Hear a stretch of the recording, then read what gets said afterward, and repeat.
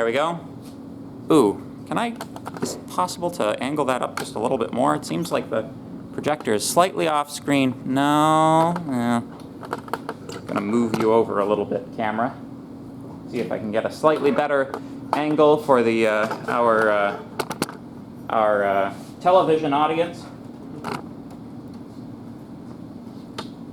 There we go. Well, is that an improvement? I'm not sure. I think I'd be able to. Yeah, I'm going to be recording each class. So, this is an awful room for recording, though. I am most displeased. I may just start recording the other section. I'm teaching 2 sections, right? So, yeah, that'll do. As long as that holds. All right. I apologize for all of that camera adjustment, which I totally did on video. Hi, guys. So, yes, I'm going to be video recording either this section or the other section of JavaScript. I teach 2. I generally prefer to record the second session that happens in the week because, you know, a little bit more practice. But last session start in the red, right? Because last week they started class and... That's right. So this section is a week behind the other section because last Tuesday was orientation, and therefore there were no classes. Therefore, we didn't have our class. So yeah, we're starting. Technically, it's week 1, but we're in week 2, right? But we will, through monstrous effort, get the thing back on track. Normally, things equalize around, around the time we're doing SVG graphics. I can kind of throw an extra week at the other class, but. That's all right. That's all well and good. Let's see here. Are the videos going to be on modules or like on Canvas? Sorry, could you repeat? Like, are the videos going to be on Canvas? No, they're not going to be posted to Canvas. They're going to be posted to YouTube, but I will be posting there might even be a link to the YouTube channel already in the shell. I think there is for JavaScript. All right.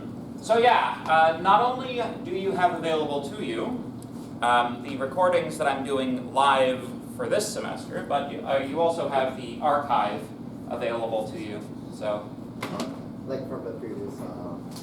Yeah, basically every class I've taught for the last 5 years is has videos on the channel, which you're welcome to go peruse. Yeah. There's also stuff all the way back from when I was teaching at the university on there. So, yeah, Although, study for your classes before you study for classes that aren't your classes. Yeah. So, welcome to JavaScript, also known as client-side programming. This is not the textbook. This is the textbook that I'm currently using to do the rewrite of the course that I'm working on concurrently with teaching it this semester. This is a really good book if you're looking for some reference material. I highly recommend this one. This is the Rhinework Computing JavaScript, the Comprehensive Guide by Philip Ackerman. There you go. This is not a paid sponsorship. I just really like the book. So, here we are. Some of you may know me. Some of you may not know me. My name is Dr. Nicholas Moore. Some of you have me for Java. Some of you do not. There we go. That's okay. I'm sure we'll all get along splendidly this semester.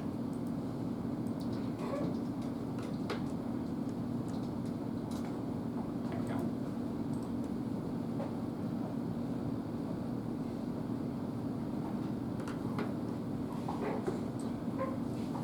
JavaScript. So, anybody in the room today not able to find the room today? Well, hopefully if you're here you managed to find it. So, there are 2 sections of this, this course running, both on Tuesday and Wednesday. It doesn't actually matter to me which one of the 2 of those you go to. As I said, they're a little bit out of sync at the moment, but if it's more convenient for your schedule to do one versus the other. It's no skin off my nose. There's going to be plenty of room in the room, so don't worry about it. Other people are a little bit more persnickety about that, but I personally do not care. You should come to class, though. That is absolutely true. Just because I'm video recording things doesn't mean you shouldn't still come to class.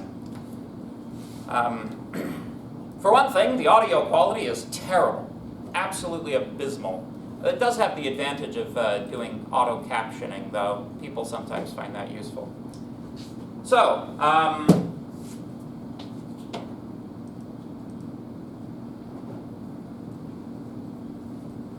course description. Use the JavaScript programming language to create dynamic web pages that respond to user interaction. Create object-oriented client-side web applications capable of mouse, keyboard, and form input. Create apps with real-time graphics and animations, and web apps that store data locally and remember the user. Well, actually, that sentence isn't even possible under client-side circumstances. That's a holdover, I imagine, from when this course was still a combo course with server-side. So, a little bit of historical detail. As little as 4 years ago, this course was actually a combo course. Client-side and server-side were the same course. And that was basically expanded upon and split into two courses because it was gradually realized that the overwhelming majority of the co-op jobs and post-graduation jobs that people get these days in programming tend to be web development. So the web stream was expanded on to better upskill you in the particular areas that are increasingly employable. And this is not really anything to do with, this is kind of just the general way that things have gone in recent years. More and more and more, you're seeing a reduction in the number of sort of standalone desktop applications which are being developed these days. More and more of them are web applications or web applications which have been downloaded locally. A lot of what you find in desktop applications these days are actually web pages. They've just put them into a little container and shipped them out to you. So, yes, it's a little small, isn't it? So, can you see this at the back? A little bigger? Okay, good. This room is a little long. It's longer than it looks like, So, if you're having any extraordinary difficulty in the back row, there is lots of space in the front of the room too. So, now for the part everybody's been waiting for: how am I to be evaluated? So, the grade scheme is this: assignments are worth 55% of your final grade. We have a midterm test worth 15% of your final grade. That's new for this academic year. And a final examination worth 30% of your final grade. So, we have 5 assignments worth 55%. So, quick maths, how much are they worth each?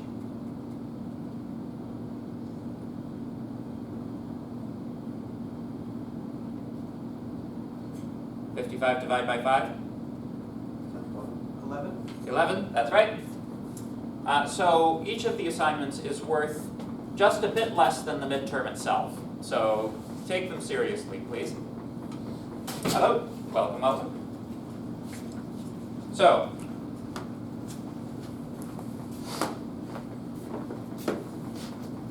requirements to pass the course. You must meet the following conditions. Number 1, your overall calculated grade across all 3 categories must be greater than 50%. This is college standard stuff. but also number 2, the weighted average of the proctored component, that is the test and the exam, must exceed 50% in order for you to be eligible to pass the course. So, what this means is that you must pass the test and the exam in combination. This is not a requirement that you pass both, right? So with a midterm at 15% and a final at 30%, this essentially means that the final exam contributes 2/3 of that weighted average, the midterm 1/3. So basically, for example, let's say that you failed the midterm by 10%, right? This means that you must pass the exam by at least 5%, because the exam weight hits twice as hard as the midterm. Does that make sense? In practice, it's normally the reverse of that. Normally, the average grade on the midterm is normally higher than that on the final exam. Because exams tend to be a bit harder and longer. So, does that make sense? Any questions? Is this the first time you've seen such policy? Yeah? Well, it's just, when it gets to the end of the semester, don't say I didn't warn you. Alright? So, this is actually the direction that most of the courses in the department are heading right at the moment. The reasoning behind this policy is basically, it's the chatbot. Surprise! It's the chatbot. Here's the thing about assignments, right? Any assignment which I give you, the assignments in this class are intended to be 2-week assignments. You'll be given about 2 weeks to work on them. Any assignment which I give you for only 2 weeks in a course is a well-solved problem, right? I cannot assign to you anything that's overly difficult, and I'm assigning things to you which are well within the scope of solutions which exist on the internet, right? Now, this was a problem before the chatbot, right? Before the existence of all of this infernal artificial intelligence, quote unquote, it was perfectly possible for people to go out onto the internet, find every solution that they, find all of the solutions they needed to solve their assignment, submit that, In those days, we were better at catching people for plagiarism, just because, the sort of string checking tools were more effective at picking things up. Basically all that AI has done is accelerated an existing trend rather than created a new one. So yeah, the assignments for this class and pretty much every other class you'll have, every other assignment you'll have here at this institution fall in the realm of being trivially solvable by artificial intelligence, the stupid chat algorithm. And unfortunately, you can't just design the assignments around that. There is an increasing number of people who don't use the AI for ethical reasons. And honestly, I'm inclined to respect that. So, the assignment has to be doable by hand as well, right? So, basically this puts the onus on you, the student. If you use the AI, you will fail the tests. Almost no question of it. And if you don't pass the tests, you don't pass the course. So that's how we're verifying to see that you've done your work, is with testing.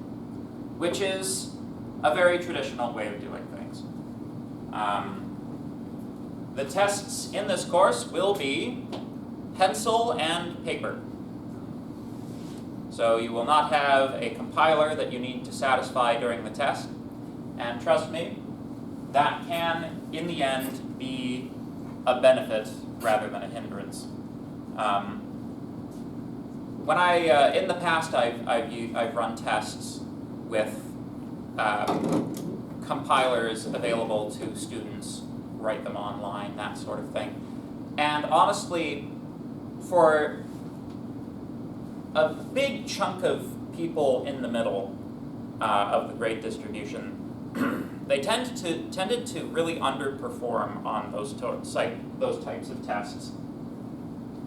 Basically because it's very easy to get caught in this loop of having a bug, not knowing how to fix the bug, but you're on a time-limited test, so you're stressing out because you can't fix this bug. You have to fix the bug for the program to work. You're being graded on whether the program works, right? And you get super hyper-focused on fixing that bug on that one problem, and you don't even attempt a bunch of the other questions on the test because you're so hyper-focused on that one, right? Like, you can get caught in that loop. It's actually not as big a benefit as you might think to have a compiler that you need to satisfy during the test. But that also means that you have to be able to operate without autocomplete, right? Which means that at some point between now and the test, at least some of the information that I present to you and that you practice in the homework must come to lodge, must rest ever so temporarily in the gray matter between the ears, right? You must use your brain. It is fundamentally, at this institution, we credential people, not algorithms, not chat algorithms. So, does all that make sense? Very good. Any questions? Yes? So, just to confirm, the midterm and the final exam will be both pen and paper, right? That's right. And the assignments as well? No. The assignments, you'll be writing actual programs and web pages and that sort of thing. Yes. The assignments will not be pen and paper. Because, this is, after all, a college, and you do need some practical experience with the technologies, right? So, I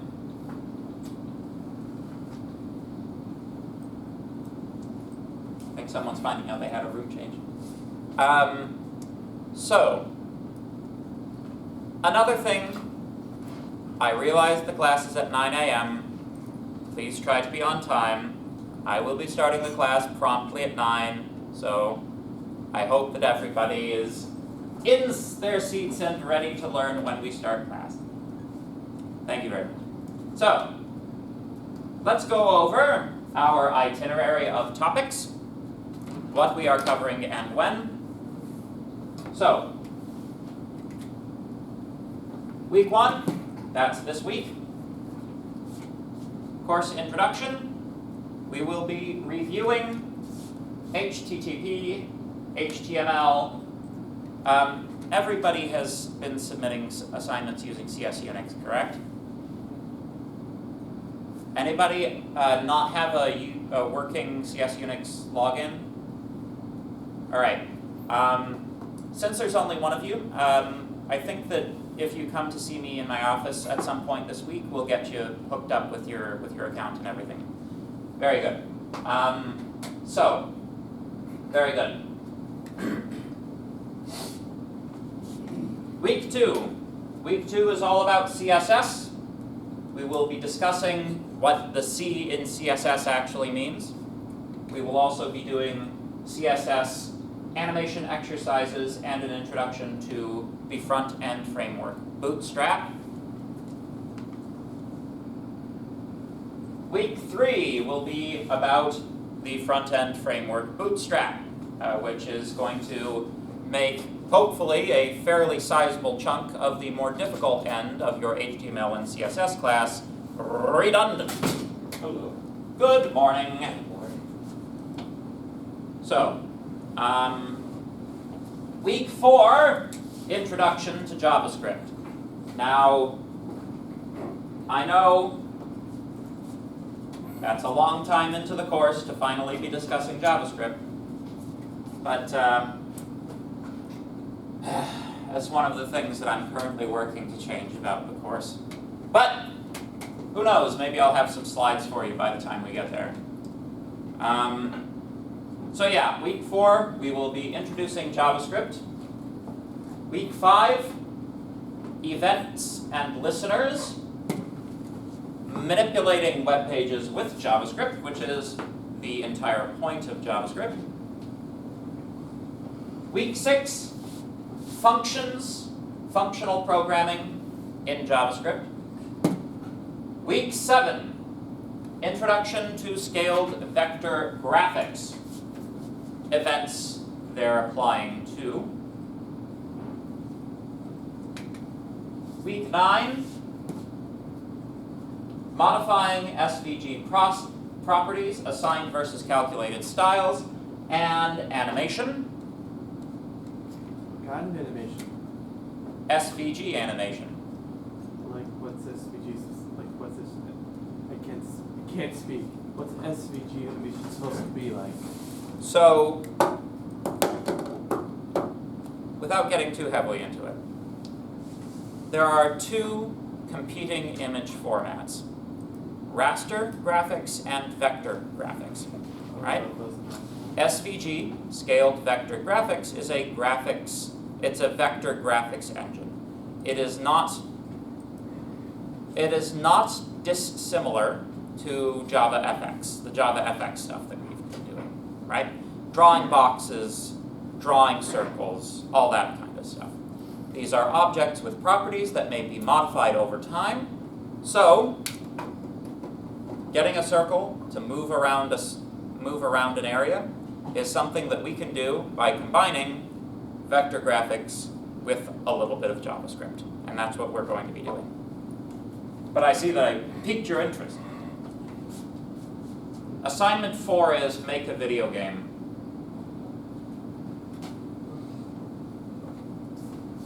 Week 10, dynamic object creation and destruction, both as applied to SVG objects and the DOM, document object model, something we haven't talked about yet. Week 11, introduction to AJAX, that is server communication. Week 12, introduction to JavaScript object notation, as well as additional AJAX exercises. Week 13, exam review. Week 14, the exam, no classes. Any questions? That is the course. I'm going to skip this thing because I haven't applied it to the assignments. Basically, please, if you're going to use AI, don't have it write the whole thing for you. All right? AI is optimally used when you're asking the same sorts of questions that you would ask Google and expect to see a Stack Overflow article. If you have specific questions about specific things, it can be faster than Googling. But if any of you, if it's your intention to take the assignment document and upload it to the infernal chatbot, I think you should stop, consider what you're doing, and do something else. All right? Do not have the thing read for you. That is a foolish thing to do. Anybody who thinks that it's a good idea to have somebody else read for them should go read Animal Farm. That's a book where a bunch of farm animals decide to create a communist utopia, but only the pigs can read, so of course the pigs end up in charge of it. And then it was a really bad movie. Yes, I've heard that the movie is famously bad. It was so bad, it entirely missed the point of the book. Yeah. And see, the thing about it is, like, the book is really short, too. You know? Like, you can blast through it in an afternoon easy. Yeah. But anyway,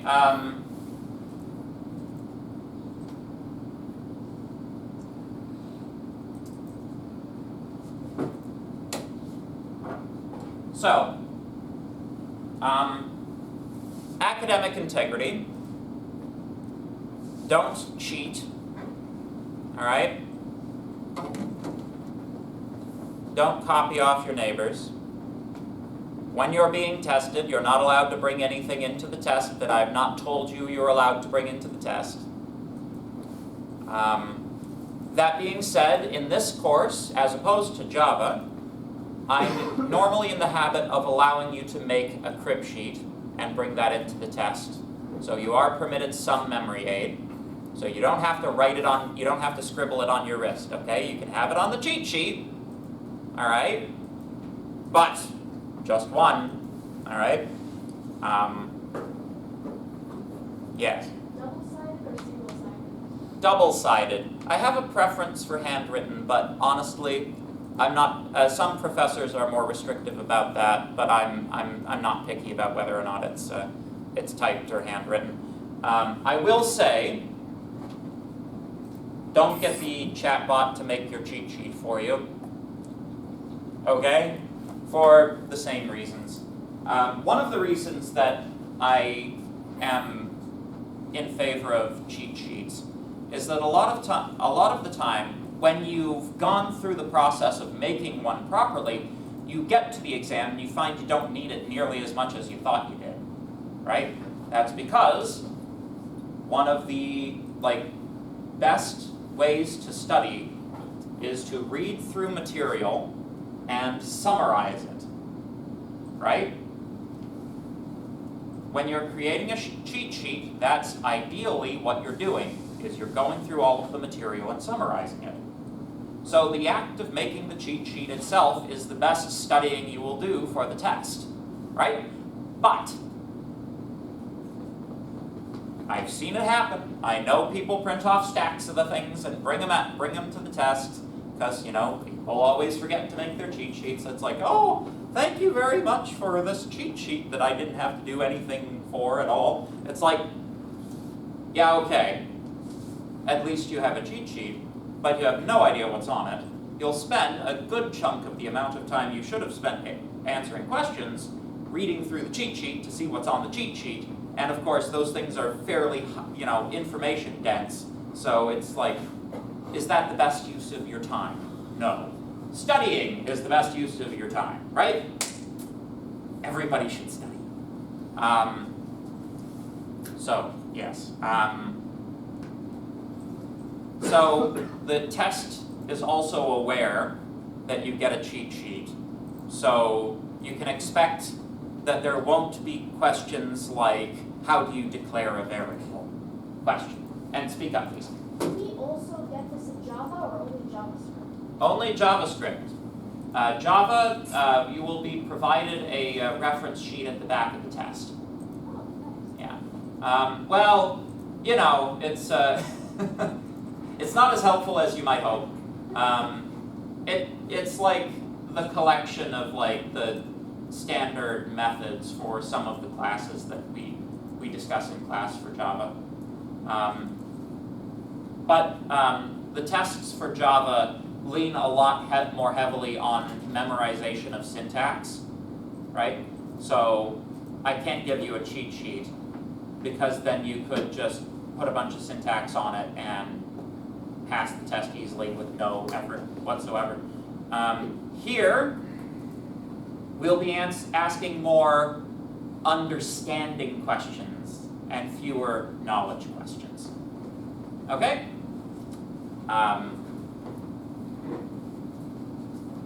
Good.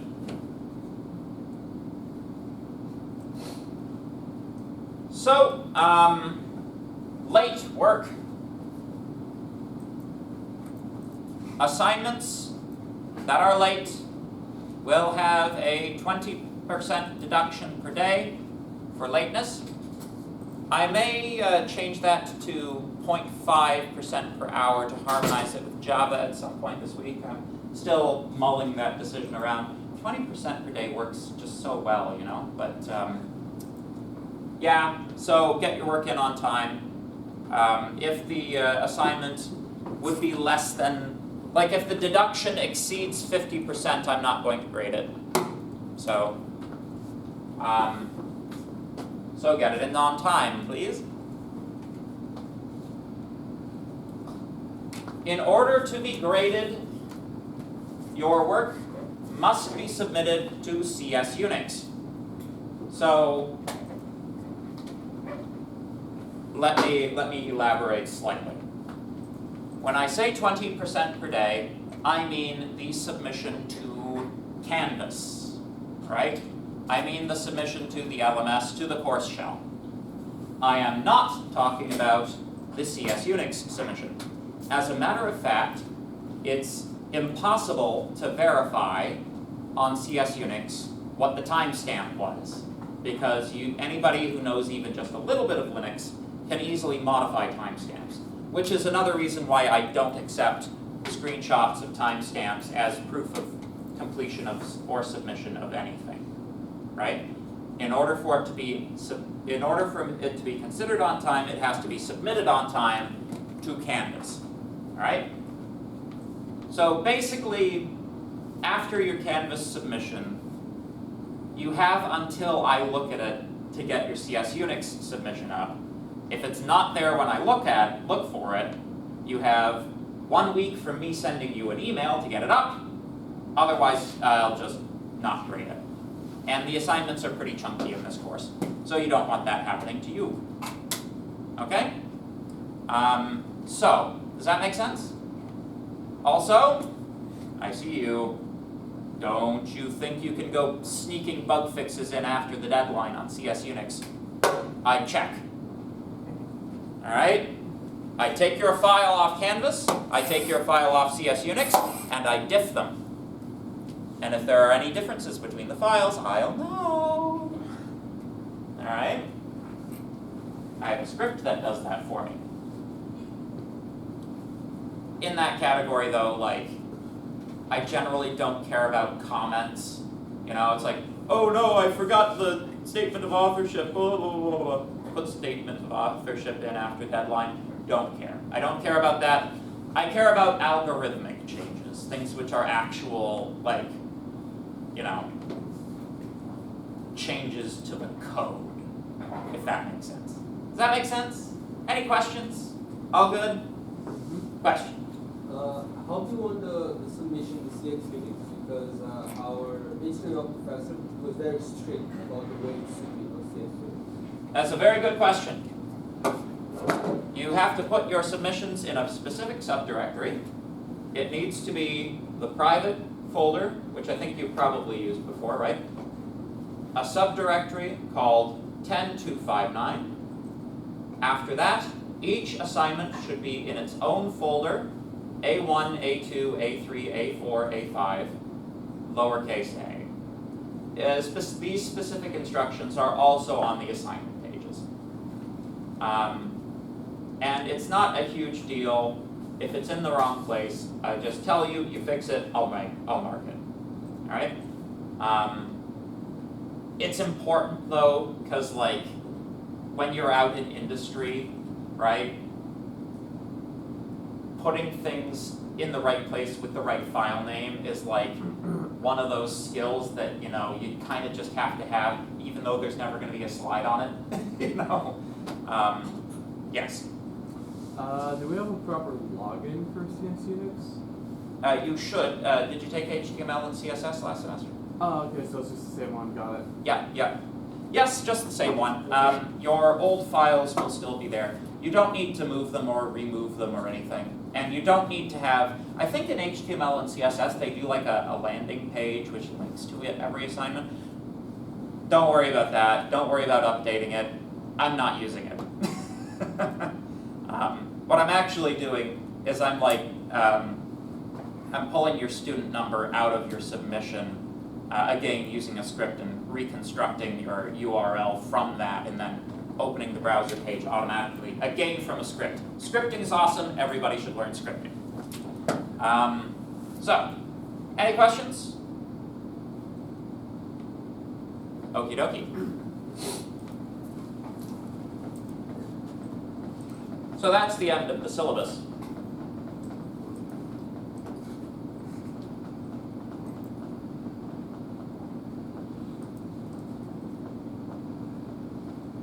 Any references to a late day policy that I missed, that I forgot to remove in the course shell are wrong. We are not having a late day policy. We are having a 20% deduction per diem.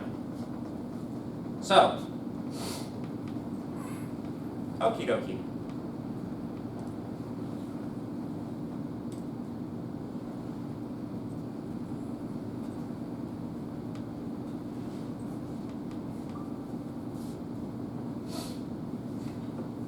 So,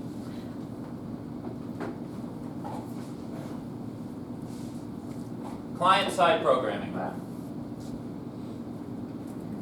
If you were a little bit tardy to class today, this is the textbook, which I think is a very good textbook.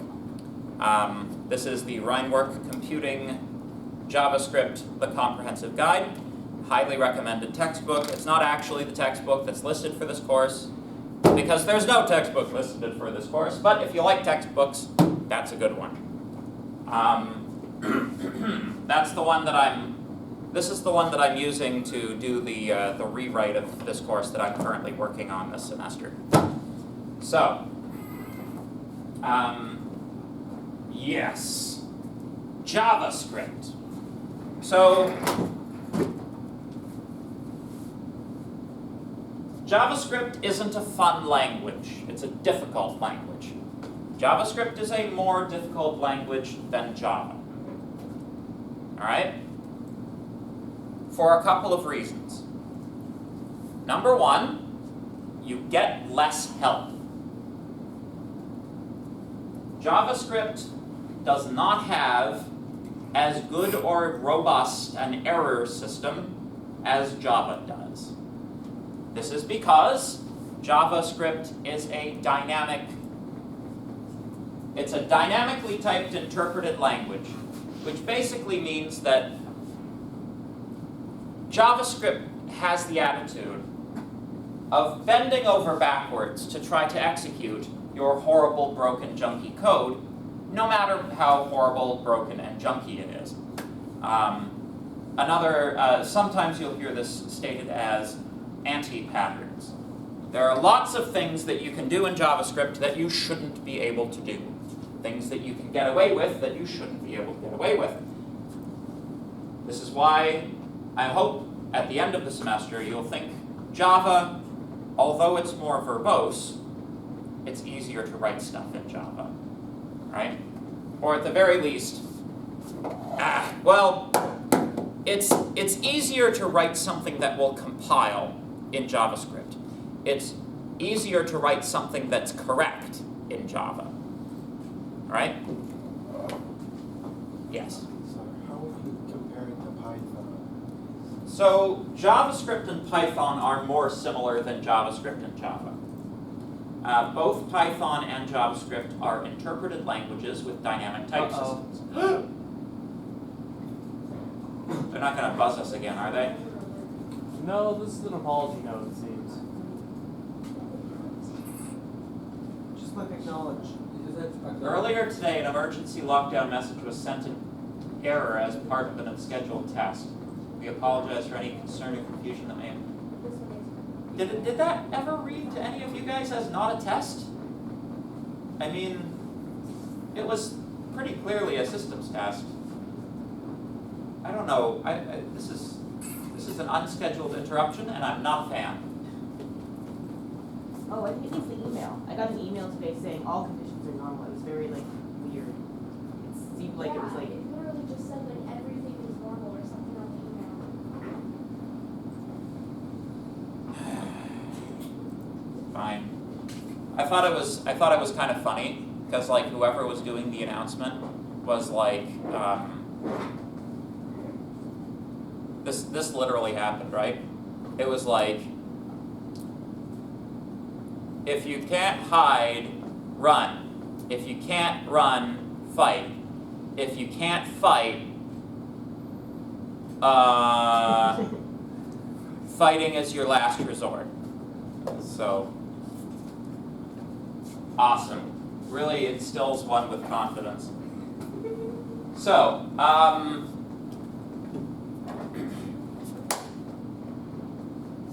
JavaScript versus Python.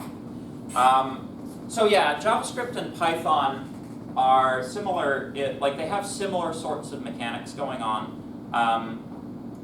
The Python's type system is better than JavaScript's. Python excludes more badness than JavaScript does, for reasons that we'll get into. But the general, like the phrase is that Java is to JavaScript as car is to carpet. Which is to say that Java and JavaScript are not very similar, right? So you might be wondering, why is it called JavaScript? Why that? If it's not anything like Java, why do they call it JavaScript? Well, it's interesting, actually. The initial prototype for Java was written in 2 weeks by a guy who, and it was written for the Netscape Navigator browser, which was a browser that was popular back in the 90s during the very infancy of the internet. Most of you, anybody ever hear of Netscape Navigator before? Yeah. See, I'm old enough that when I was in school, it was the browser that came on the school computers. Not dating myself at all. So, shortly after, so this initial prototype was called Mocha. That was the original name for the language. But basically, Netscape they were buddies with Sun Microsystems. They had a good relationship. So Netscape asked Sun Microsystems if they could name the language JavaScript, because Sun Microsystems was, like, Java was quite a popular language and Sun was the company behind Java, right? So Sun Microsystems said, yeah, sure, you can use the name Java. We know it's not the same language, right?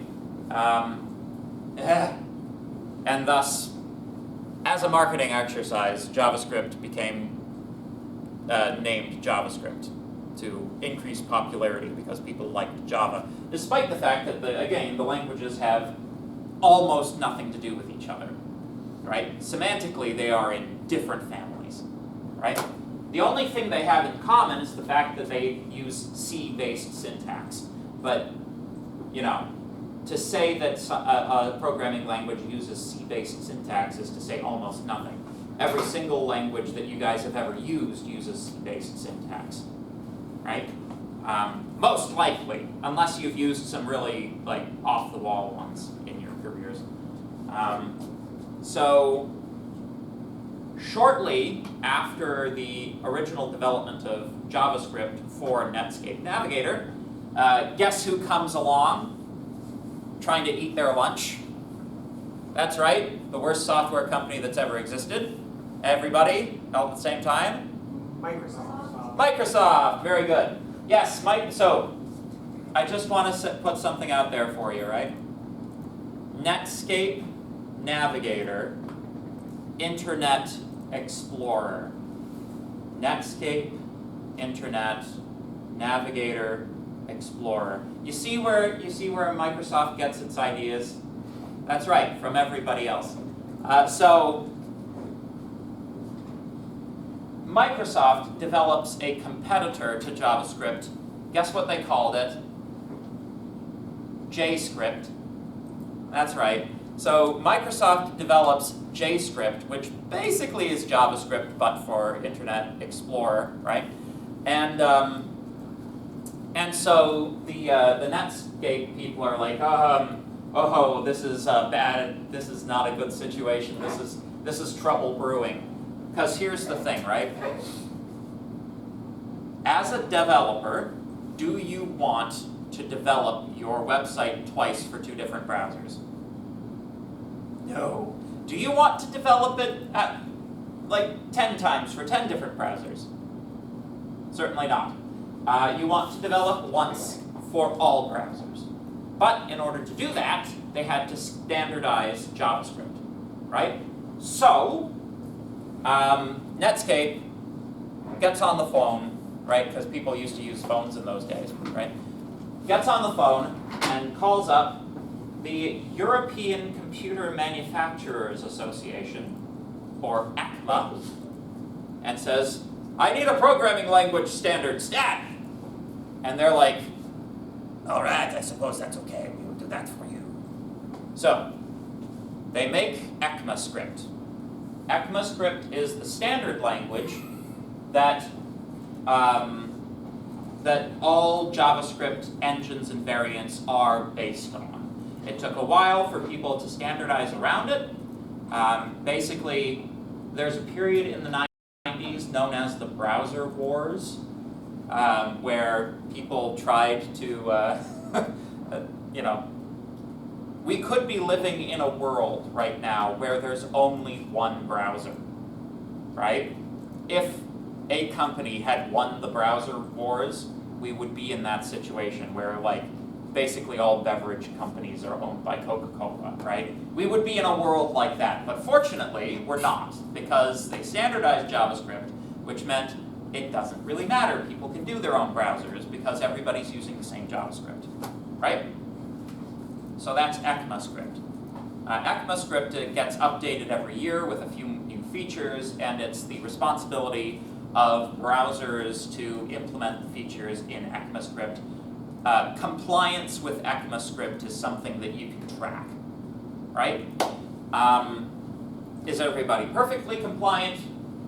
No, but compliant enough, right?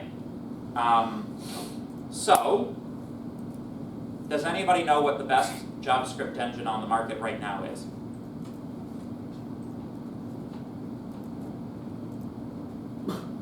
What's the best browser right now? And personal opinions are allowed.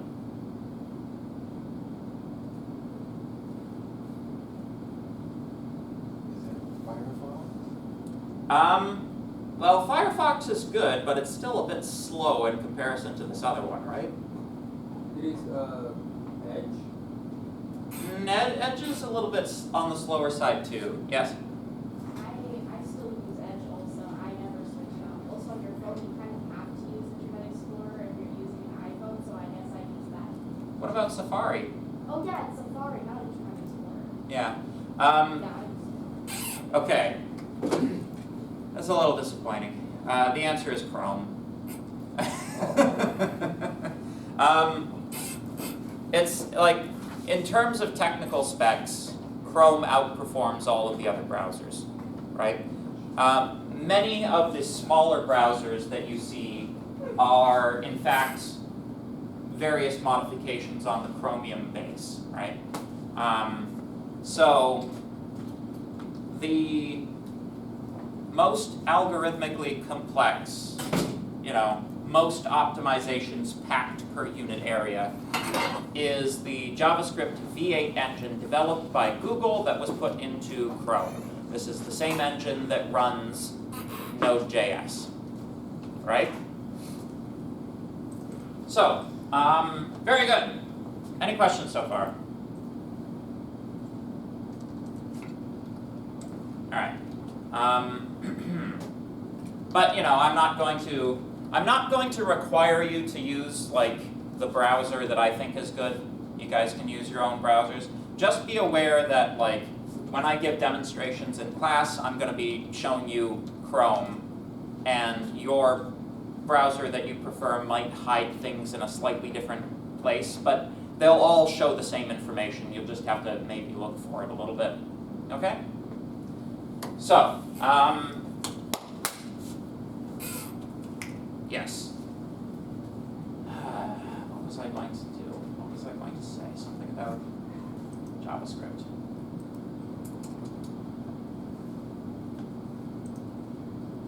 Anyway, so,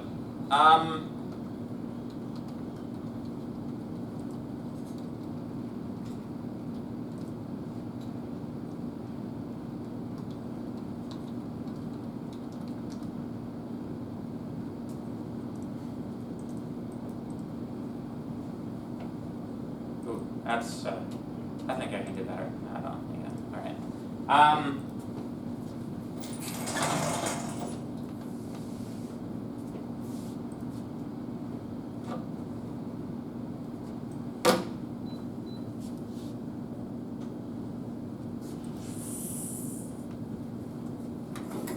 So,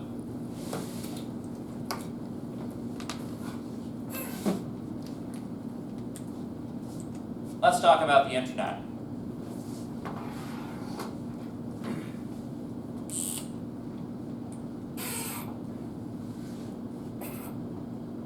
Everybody took networking 1? Intro to networking?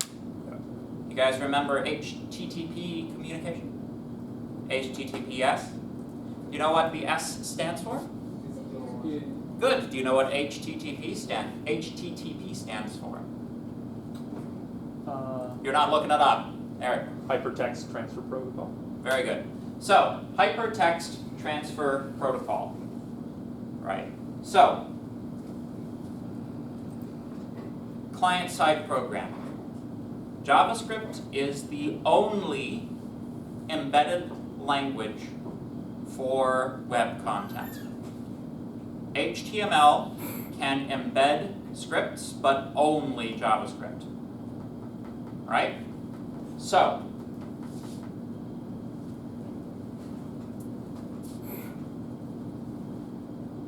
as the internet has developed, more and more of it is API traffic rather than direct page requests. APIs are basically like function calls that occur through a network.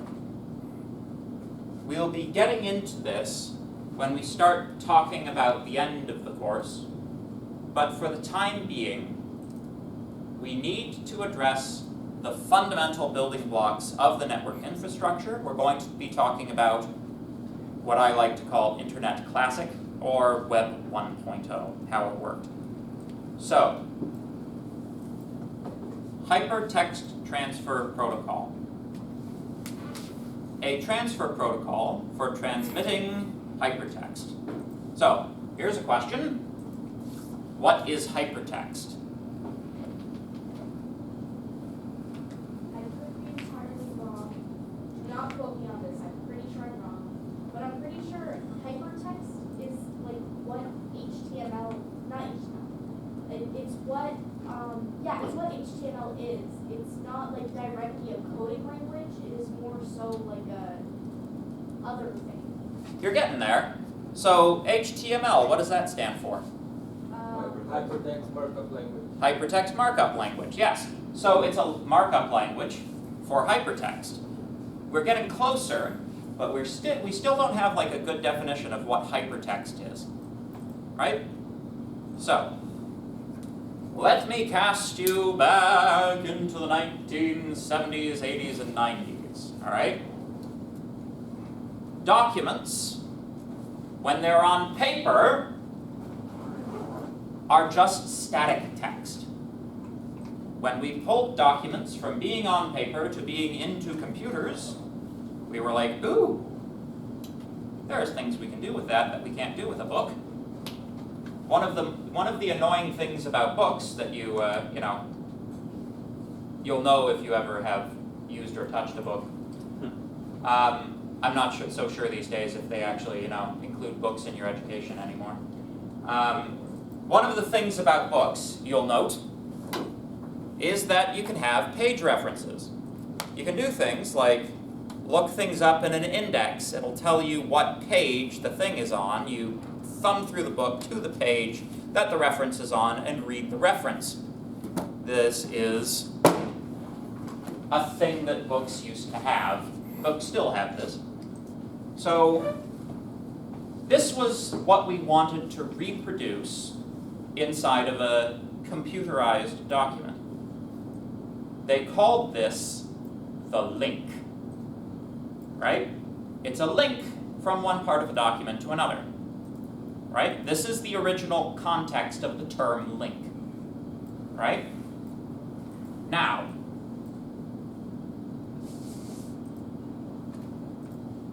once we had the concept of a link, people were like, oh, I can link to stuff in the same document, but there's nothing preventing me from linking to stuff in other documents. But that's a different type of link. That's like a super link. But super link, that we can't call it that because we're living in the era of the Super Nintendo. How about we call it the hyperlink? It's like, yeah, hyperlink, that's a good name for it. So, links were within a document, hyperlinks were between documents, right? What is HTML? Hypertext markup language. Hypertext was text containing hyperlinks, right? So, this leads us to the original conception of the internet. The quote-unquote World Wide Web. Because they had this vision of a series of documents, like one big book, but with links to other sections of the book. Can you imagine how awesome that would be if we had one book that spanned the whole globe, the World Wide Web? And that was the concept of the Internet 1.0.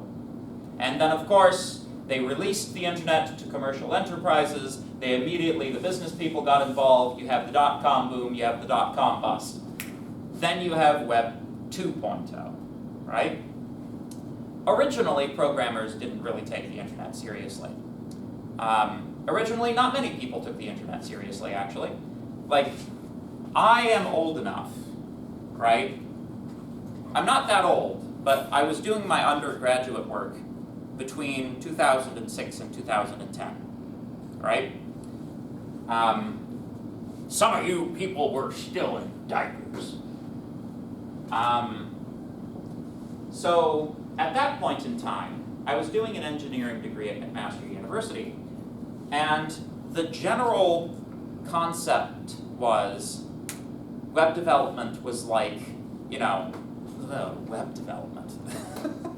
We're engineers, we don't need to do bloody web development. Web developers, I have more affection for the dirt underneath my fingernails. Web developers. Are you even programmers? Probably not. Well, history hasn't been kind to that attitude.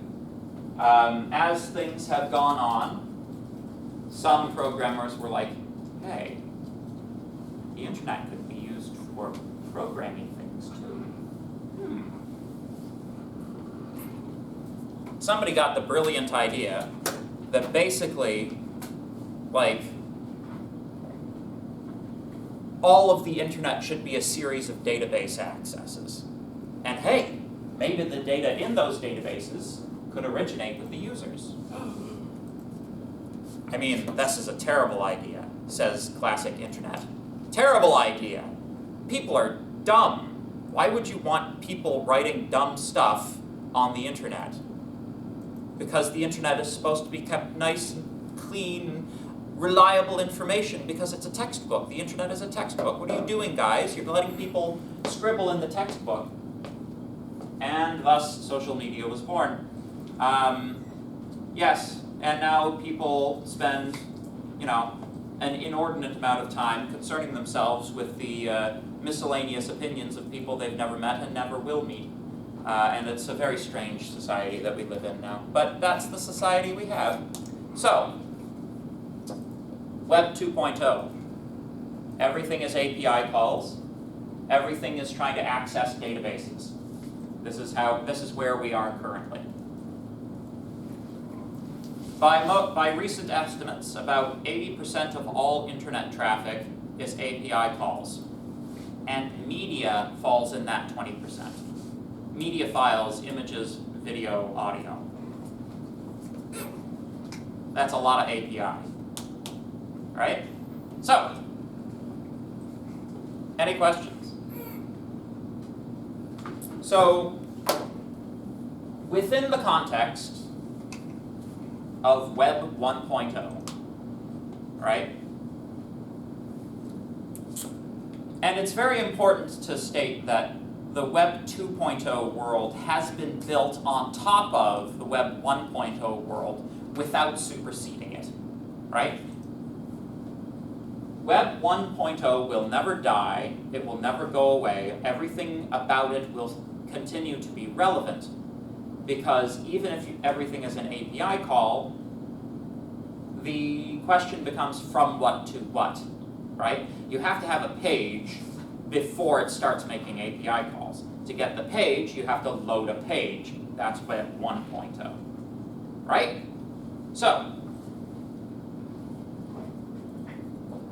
the fundamental backbone of internet communication is client-server architecture.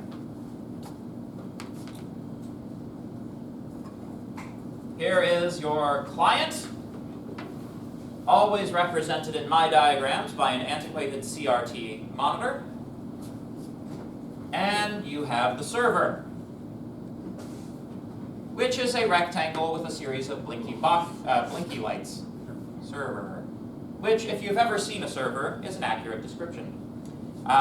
Servers often don't have monitors or keyboards. You access them through terminals, right? And one terminal can access many servers, right? Networking. So, let me ask you a question. In client-server communication, who initiates communication? The client or the server? At the back. The client does? The client does, in all cases. You're the next one. Yeah. The client, in all cases, this is very important to understand because it has consequences, right? The client always initiates communication with the server. Always. It is not within the power of the server to go out into the network and get clients. Not possible. In order for the client to receive information from the server, the client must always initiate it. Right? This takes the form of the HTTPS.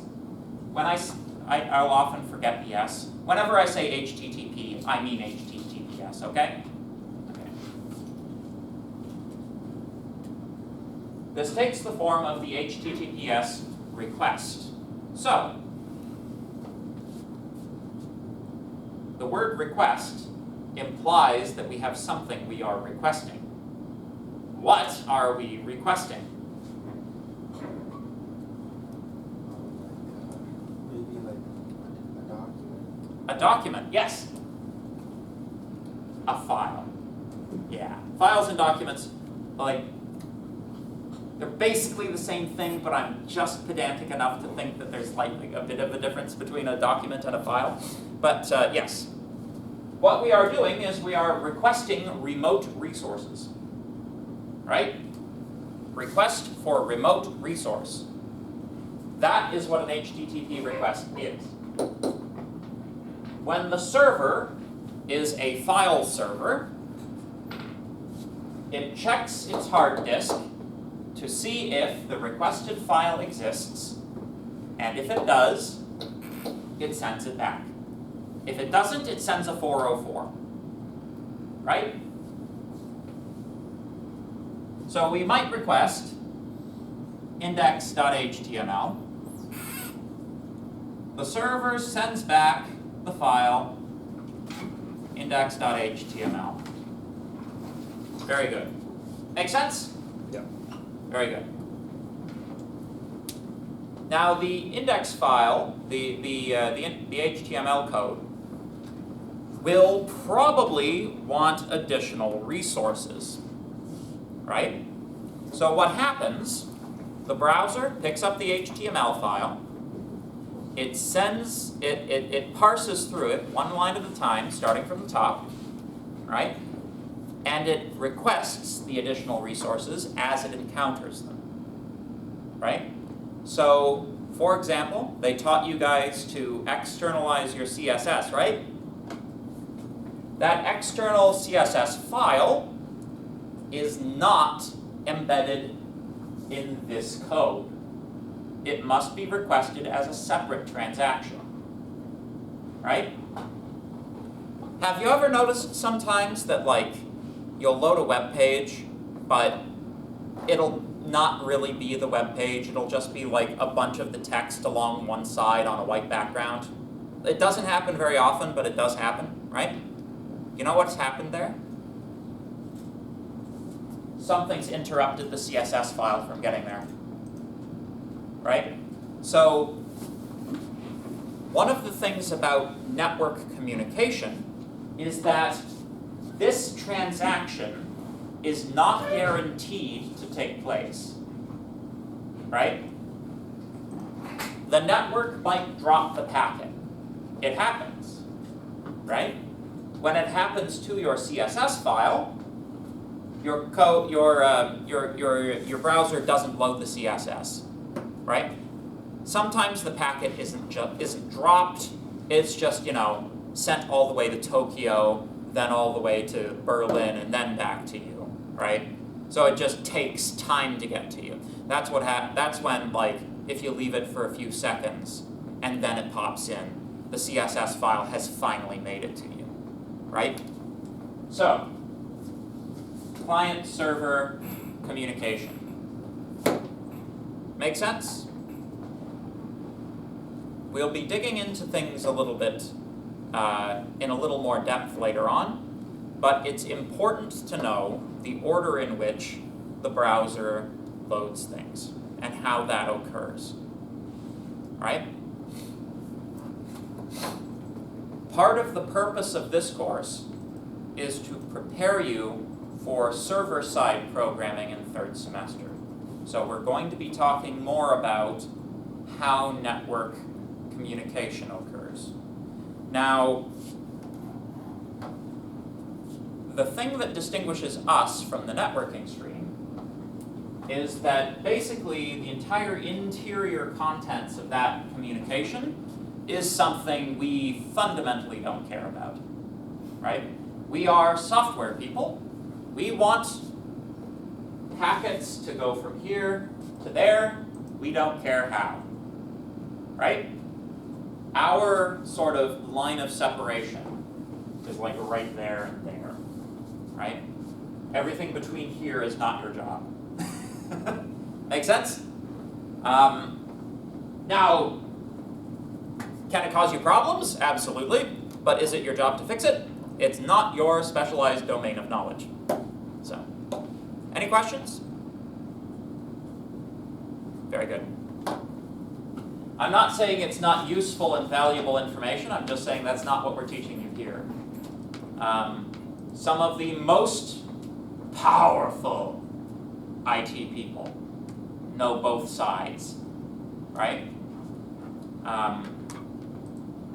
So, good. All right.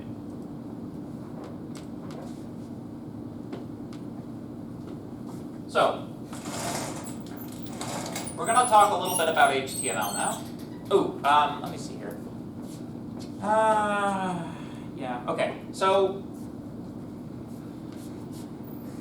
this is a 3-hour class.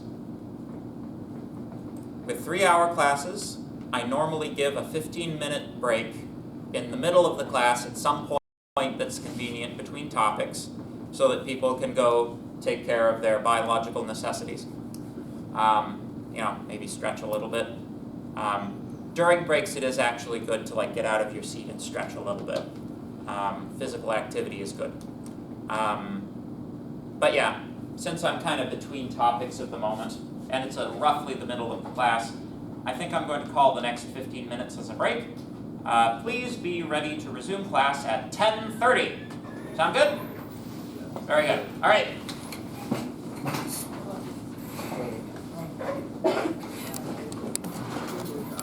Boop. Now recording.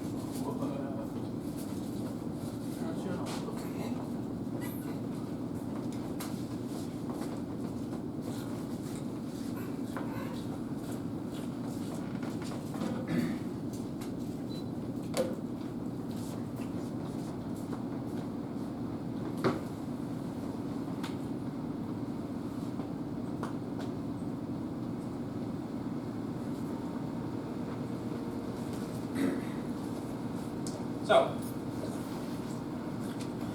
with this class, I don't really have like slides. So the teaching material occurs in this kind of like article format where like you get a paragraph and not very many pretty pictures. So basically the way that it works is I'm going to use this to organize a series of like me talking and explaining things, you know. It's going to be a lot of me gesturing and asking questions and doing my normal thing. But yeah, so topics will be as I go through this and like, you know, roughly speaking in that order.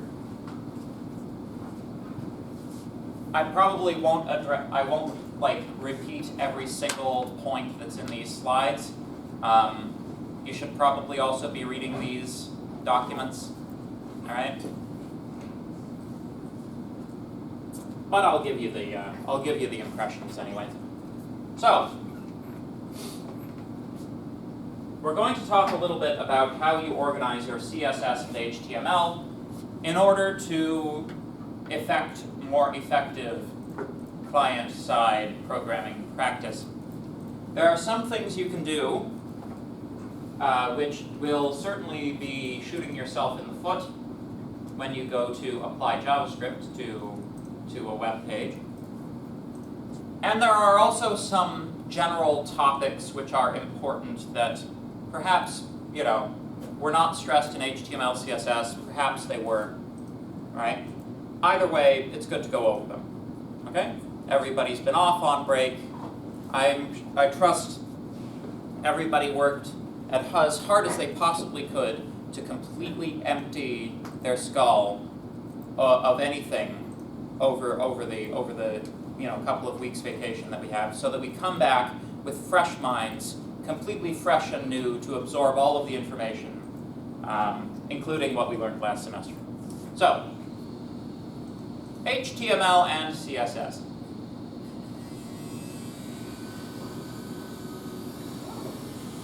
Is that one of the computers? They're moving side.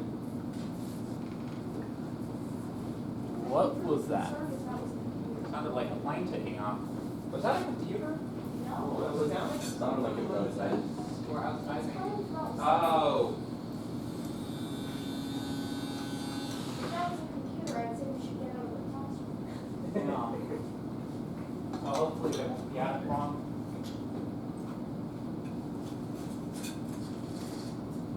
So what? Come from these two guys?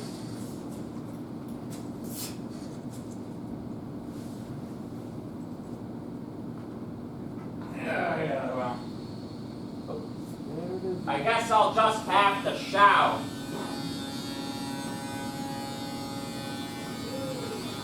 They should really be doing that sort of thing off hours and on the weekends. Oh wait, is this construction? No, maybe, I don't know. Someone's using a power tool. They might be cutting the grass. Maybe, but that would be quite the lawnmower. And quite the grass. Sounds like they're cutting concrete. Yeah, it's not coming from the vents, it's coming from the windows. Weird. Yeah. All right. Well, all we can do, stiff upper lip. All right. Keep calm and carry on. So, HTML and CSS division of labor. All right. There's an important conception that I want all of you to pull away from your time here at Mohawk College Registered Trademark. There needs to be something to distinguish all of you from your typical bedroom programmer. Right? You guys know what I mean by bedroom programmers? No? People who learn to code at home, people whose bedroom is their office, right? People who've never done any kind of formal education in software development, right? These are bedroom programmers. Now, I don't mean to throw too much shade at bedroom programmers because it is still the case that pretty much anybody who's any good at software was at some point and to some degree self-taught, right? That is true, right? Only you will have sufficient interest to dig into a particular language, problem, or program sufficiently deeply for you to really get good at it, right?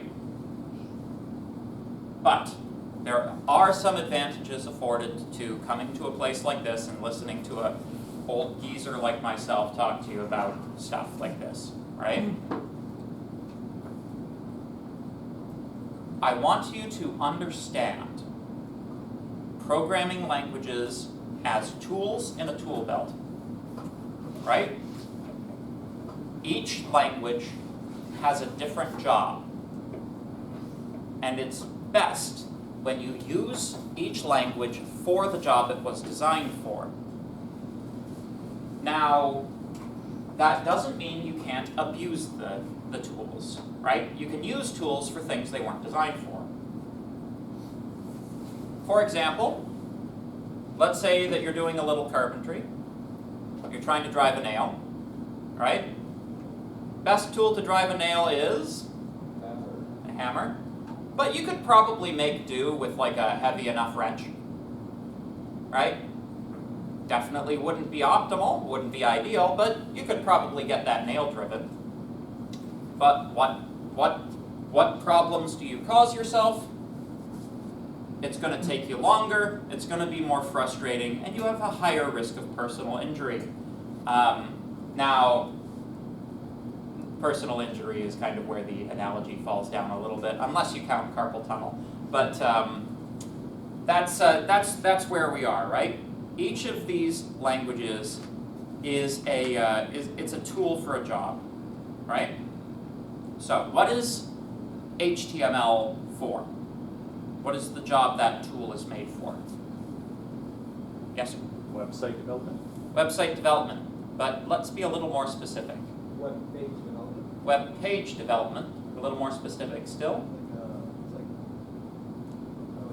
It's like the foundation and structure of a web page. The foundation and structure, yeah, we're getting closer. At the back, sir? Base same answer. Yeah. Yes. Front-end development? Certainly front-end development, yes. The HTML is the content, right? That's what the HTML page is for. That's what the file is for, right? The HTML page is what it says, right? How about CSS? What's that for?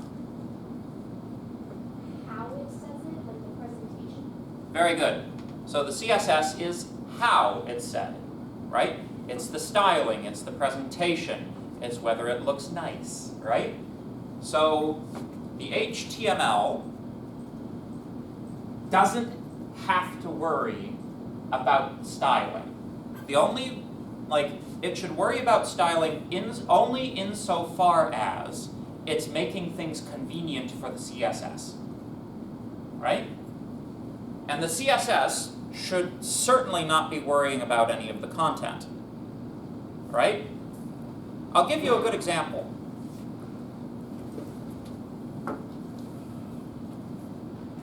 You know in CSS it's possible to include image files as like a background for a div, right? Is it better to do that or use an image tag in HTML? Why? That's what it's for. That's what it's for. It's content, right? The image is part of the content, right? Now, how that image is presented in the page, that's something that we do in CSS, but the image itself, if you consider it content, it should be in the HTML. Make sense? So far so good? So the question then, let's extend that very slightly, what is JavaScript for? Yeah, would be for the functionality of the page. Yes, the functionality of the page. Yes? Would it also be made for accessibility? To an extent, although a lot of that is getting kind of a lot of that is actually more than you think is in HTML these days, actually. Like a big thing for accessibility is alt tags on images, Oh, there it is. Yeah. which is in HTML, right? So HTML is what the page says. CSS is how it says it. JavaScript is what it does. What does the page do? That is JavaScript. Make sense? Yeah, they're definitely cutting metal.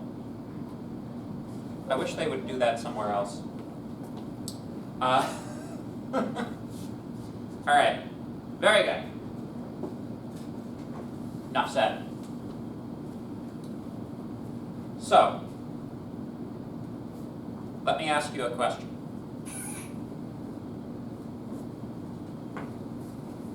When you write programming code, what sort of thing do you use to write on? Pardon me.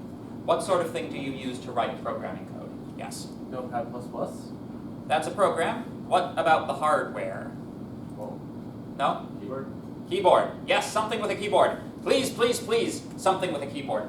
Do not write source code on one of these. Please. Wait, don't these technically have a keyboard? Which, Phones, don't they have a keyboard technically? I mean, call me old school, but if it doesn't have buttons, it's not a keyboard. Like, you can, like, there are, like, okay. If a software keyboard counted as a keyboard, then we wouldn't look at a phone that had a keyboard and say, that's a phone with a keyboard. Because then all phones would have a keyboard. Right? What about those iPads that have like the physical keyboards? Would that work? Yeah, that has a keyboard. Although, the question also is it a good keyboard? Right? Do you want to do any serious work on it? Ooh, would you, do you guys want like a 5 to 10 minute digression on ergonomics? This is actually fairly important for you guys in this profession, all right? So, you've all heard of carpal tunnel, Yes. right? Do you know what actually causes carpal tunnel? Carpal tunnel syndrome. Yeah, this is your carpal tunnel, right? Or this is your wrist, right? The carpal tunnel is inside of the wrist. So, you got bones in your hand, right?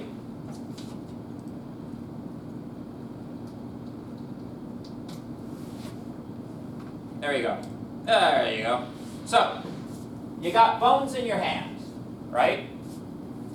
In the middle of your wrist, there's a pass-through for all of the tendons that control your fingers, right? Little known fact, you don't actually have very many muscles in your hand. Almost none, right? All of the muscles that control all of your fingers are located in the forearm here, right? Anybody know why? Evolutionary reasons. If the muscles were in the hand, it'd make the hand heavier, which means that it requires more energy to hold your hand up, as opposed to having it closer to your body. It's less torque, right? So, so hands have very little muscle in them.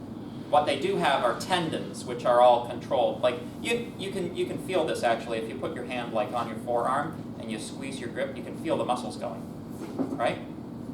So the tendons pass through the carpal tunnel. It's a tunnel through the carpal bones. These are the carpals. These are the metacarpals, right? They are cords which are running like this, right? They're strings, like, you know, strings on a machine. They like moving when your wrist is straight, but if your wrist is kinked and you're moving your fingers, you can feel it's more difficult actually. And if you're, you know, a person who's a little bit susceptible to carpal tunnel, if you put your wrist like this and you move your fingers, you'll even feel a little bit of strain, like you'll feel not niceness going on inside of your wrist, if you're sensitive to that sort of thing. So when you are activating your fingers, when your wrist is not in a neutral position, your tendons are rubbing up against the side of of the carpal tunnel. This causes damage and wear. It's not irreversible, right? Like if your wrists start getting a little bad, but you like do proper practices, you don't necessarily have to have surgery. It can recover, right? But only if you stop continuously injuring it, right?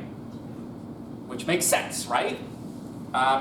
There was one semester where I was doing like a lot of course development work, a lot of writing slides at the same time I was delivering. So I was like, it was kind of like a 80-hour work week kind of semester for me, which I occasionally put in. Not this semester though, sorry guys. I haven't been doing that quite so much since we started having kids.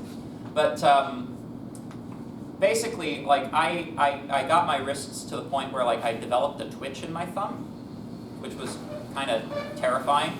So like for the rest of the semester, I put myself in like these athletic wrist braces, and that pretty much fixed it. And I went out and I spent a little money on a good keyboard, and that was most of the problem. Because the problem was, I was doing all of this typing on a laptop keyboard, right? Kind of small, kind of like you're doing weird things with your wrist to even type on it. So.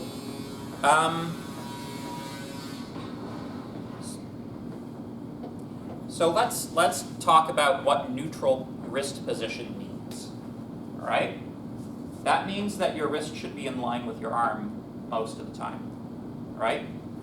Which means when you're typing, your hands should be like this. Right? This means that ideally, your keyboard is angled away from you in such a manner that you can't see the keys as well, right? Your keyboard should be angled like that, away from you. Pretty much every keyboard that you've ever used, if it's not an ergonomic keyboard, is wrong. Very wrong.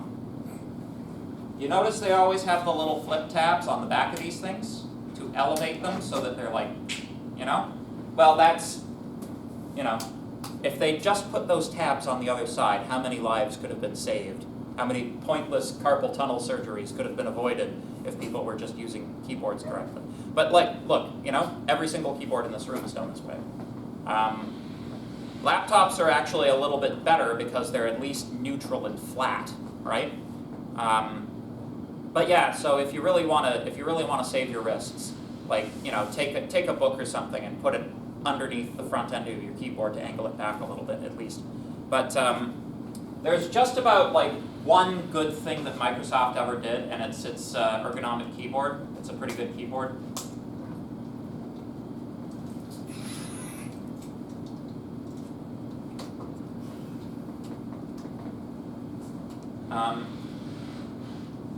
Yeah, this guy. One of those. Actually, that one's not so good. Let me see here. And then you got like the kind for ultra nerds, which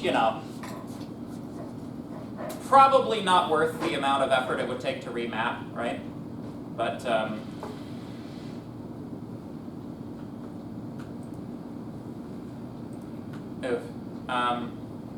yeah, something like that one. But not necessarily that one. You don't have to get an expensive one, but it's probably it's probably about $80 to get one that's useful. I prefer wired as opposed to wireless because it's a keyboard. Where is it going? Why does a keyboard need to be wireless? It doesn't make any sense. But anyway, so does that make sense?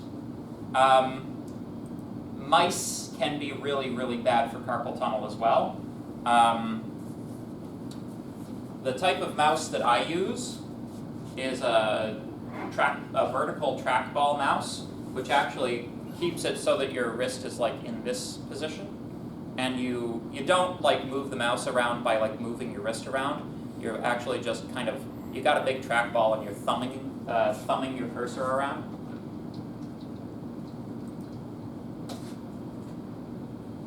Something, vertical trackball mouse. Yeah, one of these stupid looking things. This or something similar. Mine's actually got the ball a bit like higher up like that, but that might be a bit low. And like, when you're looking at this equipment, like, it's good if you can go into a store and try it, because the mouse might not fit your hand, and that's perfectly valid because it's your hand you're buying a mouse for, right?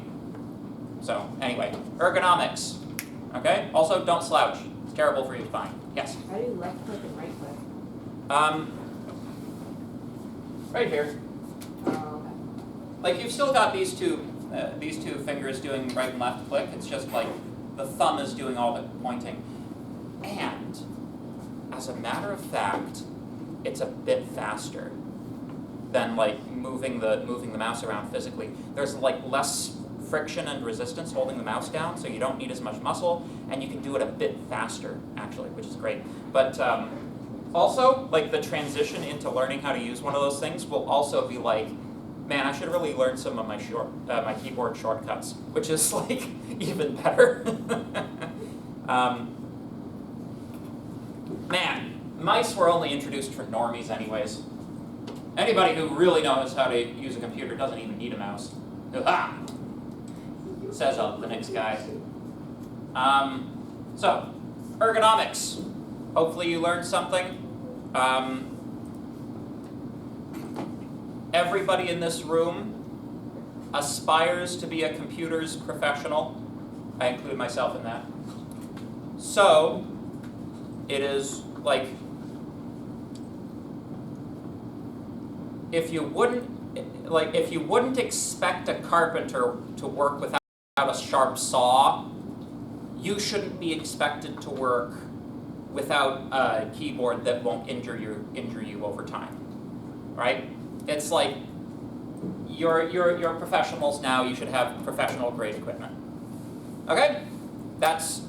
I want everybody to think of themselves as a professional, okay? Good, wonderful, all right. So, that's ergonomics. We really should put that in slides at some point in this program, don't you think? You know?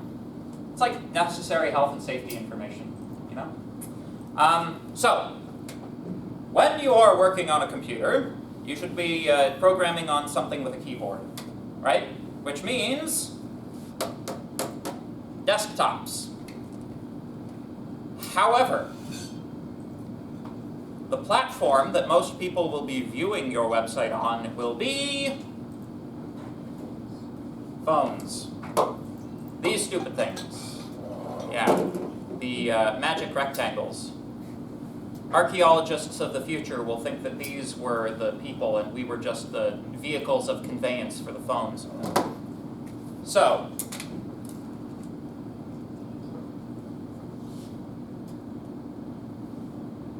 have you ever seen, like, hopefully most of you are old enough to remember, you know, back in the before times, like, have you ever seen like a desktop web page and they try to render it on a phone, like as desktop mode on a phone? Have you ever seen that? It's really bad. You know, it's like almost impossible to read the print. Print is so tiny, right? Although it's interesting, little known fact about these things often have higher resolution than like a big screen TV, which is kind of funny. But just because it's high resolution doesn't mean you can actually read it, you know? Maybe when you're young and your eyes are good, but by the time you get to my age, oh boy. So, not to mention, like, without these things, I'm blind as a bat anyways. But the primary platform that people view web pages on are mobile phones, which means that your website should look good on a mobile phone, if nothing else, right? So, there's a term for this. Starts with an R. Perhaps they mentioned it in HTML, CSS. Responsive reset. Responsive design, there we go. So, you remember earlier on today where I was saying you don't want to have to develop like 10 versions of your JavaScript for 10 different browsers, right? Well, the same principle applies to mobile phones. You don't want to do 10 different versions of your website for, small phones, medium phones, big phones, small tablets, medium tablets, big tablets, hybrid tablet phones, desktops, really big desktops, very small desktops, right? You don't want to have to customize the website for all of these different resolutions. It multiplies the amount of work that you have to do substantially. So,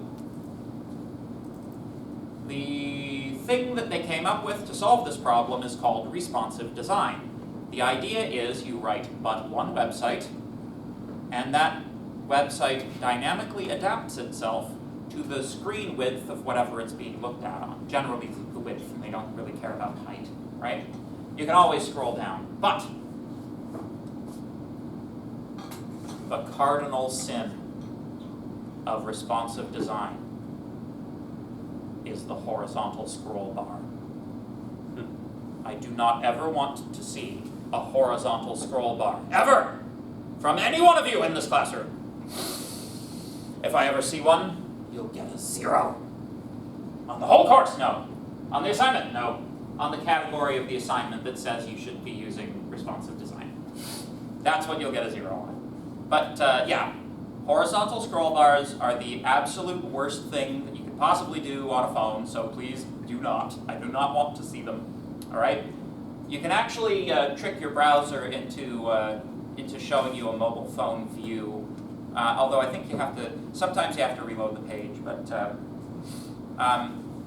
generally what I do when I'm testing your work to see if it's mobile compatible is like I'll open the inspector pane and just kind of drag it this way until I've got like a mobile width, and I can see how it changes as you do that. And that's a pretty good test. That's faster than like selecting like all of the different ones from the menu. But yeah, you guys probably did that with like Flexbox and CSS Grid and stuff like that, yeah? We're gonna learn Bootstrap, which is like Flexbox, got married to Grid, and had a baby who was better than both of them.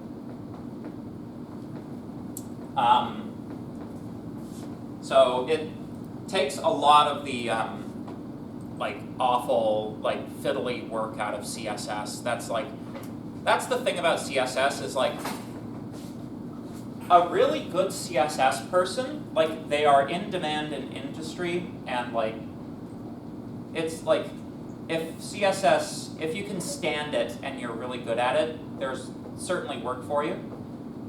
This is kind of true of any language, though. If you're high enough skilled in a language, you don't really have to worry too much, right? But most people do not care for it. Try to avoid writing CSS at all costs, almost, right? That's like half the point of every front-end framework that's ever been created, is to try to avoid ever having to do any direct CSS manipulation, because it's kind of a pain. Sound good? All right, very good. CSS resend rule. Can anybody tell me what the star means? It's an asterisk, and it means that it applies to everything. Yes, it applies globally, applies to everything. So, browsers like to look a bit different from each other. They introduce small differences in their rendering. Some of these rendering differences can be picked up by your web page, unless you zero them out, right? A best example of this perhaps is the font. Each browser will have its own default font that it prefers, and if you care, that your website is in a particular font, you should set that setting globally before you do anything else. Make sense? Did they talk about this in HTML, CSS? Okay, good. Moving on.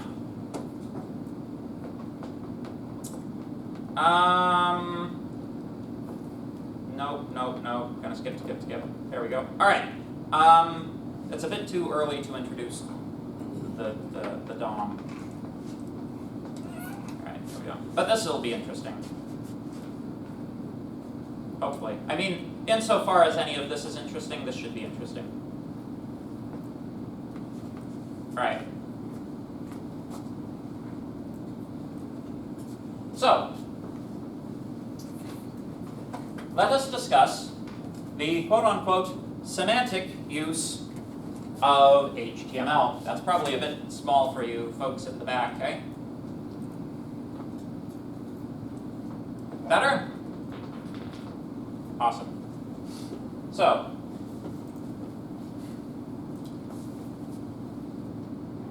a tale of two lists. One of these is good. One of these is bad. One of these was written by a kind, nice programmer who, calls his or her mother on the weekends and always donates to charity. The other of these is the type of person who litters on the street, always is rude to people on the phone, and of course, just generally not a very nice person. You can tell a lot about the quality of someone's soul from the quality of their code. So, this is the good one. This is the bad one. You will note, I hope, as rendered, these two things look roughly equivalent. Right? At the very least, there's not a huge amount of difference between them. But if we take a look at the code itself, one of these people knew what they were doing and the other did not. So, let's examine the first one. H5 benefits. It's a heading, size 5. It does what it says it is. Paragraph bold benefits. Is this a heading? No. It's being used as a heading, but it doesn't say it's a heading. This should make all of you go, just a little bit, just a little cringe. There are 5 main benefits of using semantic HTML. What's the difference between these? There's no paragraph. There's no paragraph, that's right. Is it a paragraph? Yes. So, should it be in paragraph tags? Will it render if you don't? Yes. HTML lets you get away with quite a lot, right? But this is the best one, right? Unordered list with 5 list items. Very nice, very clean, does exactly what it says it does. Paragraph. Oh boy. We're already off to a great start. Image source o.jpg. Ooh. How are we making bullets here? We have an image of a bullet, and we are repeating the image of the bullet for each item. Ooh. Not great. Also, break tags. If you are currently addicted to break tags, I am here to inform you that you need to stop. You need to go and get help. Break tags are not your friends. All right? There is only one appropriate use of break tags in an HTML page. Do you know what it is? Paragraph? Nope. Poetry. Poetry, yes. The only appropriate use of the break tag is to separate lines in a poem. If you are not writing a poem, don't use break tags.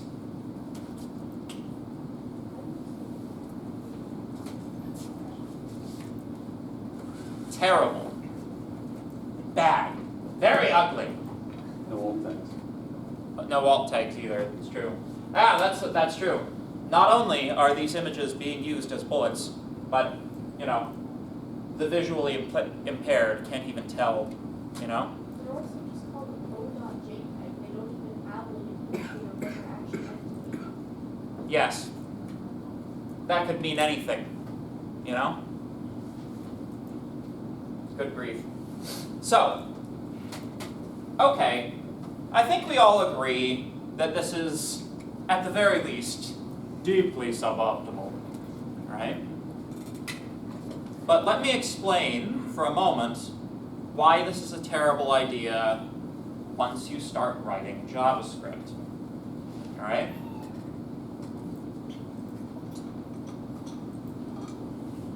In JavaScript,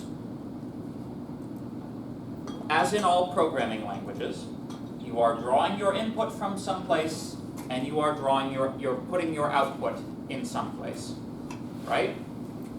In JavaScript, both your input and your output are normally located in the document itself, which means that JavaScript must search the document for the places where the input and the output are located.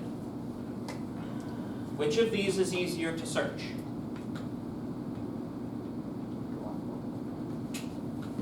Right? If I'm looking for all of the lists in the document, I can find that here. I can't find that here. Not easily.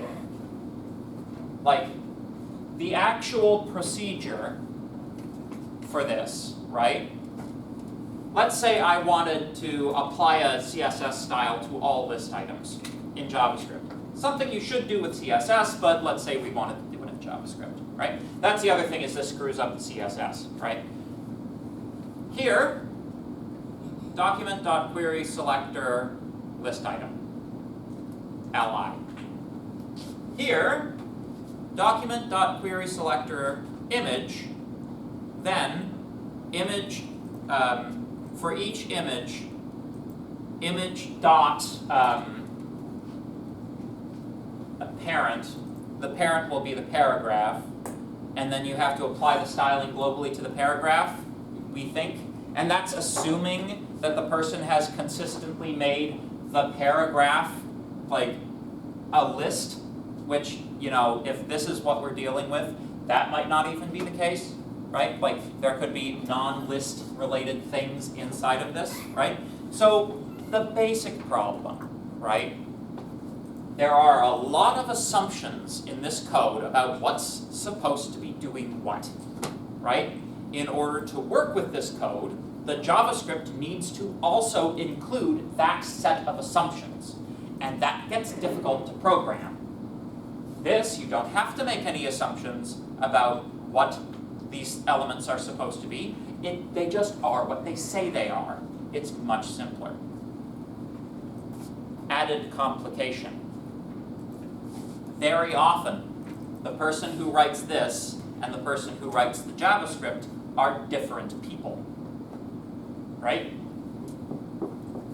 There are a couple of ways that these types of projects will typically be divided, but generally speaking, when you divide these types of projects, you do them along the lines of, for example, client-side, server-side, right? You'll have your back-end person, your front-end person. You'll divide them along HTML, CSS, JavaScript, right? You'll have a person for each of those, maybe teams of people working on each of those, right? Maybe you have like a database specialist who's not even doing back-end server code, he's just doing the database, right? That's typically where the dividing line falls. So the person who wrote this is making life difficult for someone else, right? This is normally the sort of thing you only get away with if you're on a single person project. Make sense? Sound good? So, write good code. In this class, we expect you to have run your HTML code through the validator on W3 Schools. They showed you the validator in HTML and CSS? Yeah, okay. Validate your code before you enter it because I will be checking. Okay? Any questions? Very good. All right. Let's talk about the document object model. This is quite important. So,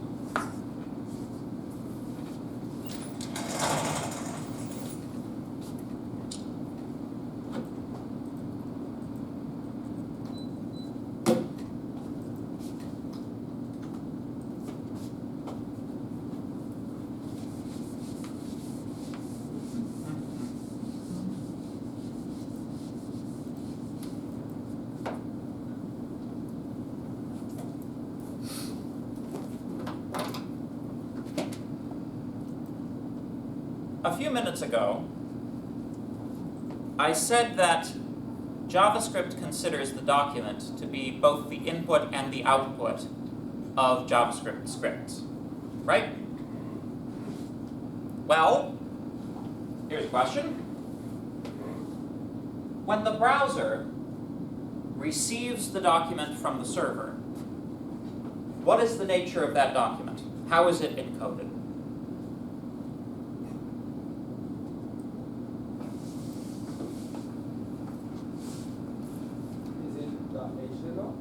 Yes, but what is an HTML file? How is an HTML file encoded? UTF-8. Yes, character encoded. UTF-8 is a good one. Technically, actually, that's something you can set in the header. If you want to send UTF-16, you can do that. You just have to modify the appropriate value in the header. But yes, fundamentally, the file is a string, right? Anything that is character encoded is a string, right? So, let me ask you a question. Picking particular values out of a string, does that sound like a pain in the neck? Considerably a pain in the neck, yes. If there's one thing that you should never have to do, it's build a parsing engine into whatever it is you're doing. Parsers, you should never have to write a parser. You guys know what a parser is? A parser is anything that turns string into programming objects of other sorts, right? For like integer? Yeah, like you parse a string to get an integer, you parse a string to get a float if it's a float, right? You parse a program to get bytecode, right? Java has to be parsed before it gets sent off to the type checker. Parsing is like, it's a term that needs to be in your lexicon, right? In fact, once you get to C#, I believe the string conversion methods are actually called like parse int, parse float. But anyway, so we don't really want to work with strings natively. That's yucky, right? We want to work with something resembling programming objects, right? JavaScript is an object-oriented language, and I know we haven't done objects in Java yet, right? But that is the model that we want to convert the document to before we start working on it, right? So what is an object? Objects in object-oriented languages. How many people have worked with programming languages in the past? Yes. Didn't you do C++? One of you guys did C++, right? So what is a class? Can you give me definitions of class and object as they apply in C++? Honestly, I could not, because all we did was code robots. Oh, that's a shame. Okay. So, an object is a collection of variables and functions. Right? So you take some memory and you take some procedures that apply to the same concept, you package them together, and that's an object. Now, in a JavaScript context, it's important to understand that objects can contain references to other objects, right? So we can organize objects hierarchically, right? So let's take a very simple web page. HTML and HTML. Head and head. Was it something I said? Script. Dot dot dot. Script.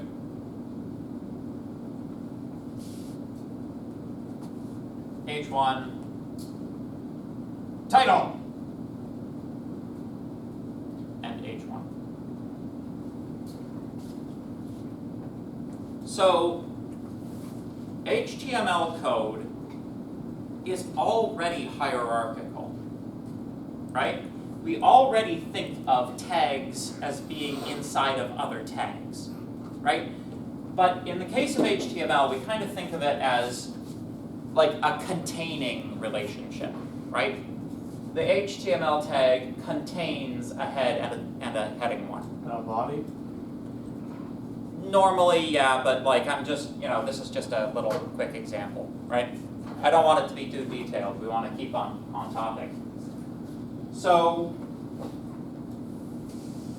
with respect to the document object model, we want to take that and model it as an object tree. Trees are a type of data structure. So, first and foremost,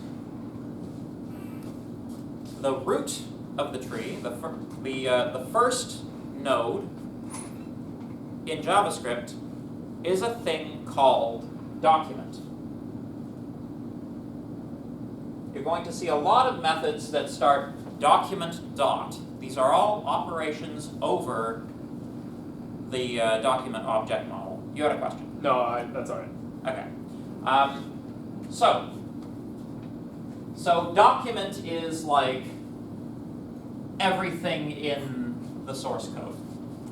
Right? Make sense? From there, everything that's inside the document is a child object of this one. Right? So in our case, we only have HTML.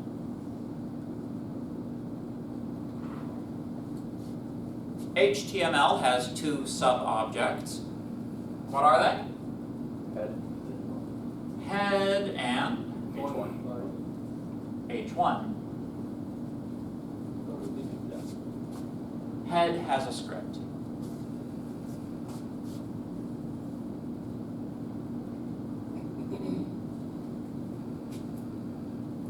Notice that I have not added this to the tree. This is a property of that node. It's not its own node. Does that make sense? Yes. In fact, that's a property called inner HTML. So, or inner text. Make sense? Yes. So, you can imagine, like this is a very simple piece of HTML, this is a fairly simple tree. You can imagine as this grows in complexity, this also grows in complexity, right? Searching and getting information out of this thing is one of the first pieces of real JavaScript that we're going to be learning. Does that make sense? Question? In this case, would document still be synonymous with file?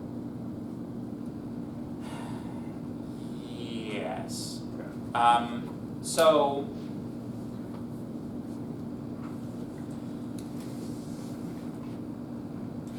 but the index file specifically, Okay. right? So there are, like, the reason I'm being a little careful is, like, there are always ways of, like, including more code, right? I'm just like, I can't put my finger on what the, like, syntax is for the mechanism, but I'm pretty sure there's, like, a way of, like, including HTML from HTML. In that case, you'd be adding it to, like, some branch of the tree, but not creating a new document. For every web page, there is only one document. You always have one point of entry. This is extremely useful and important, right? So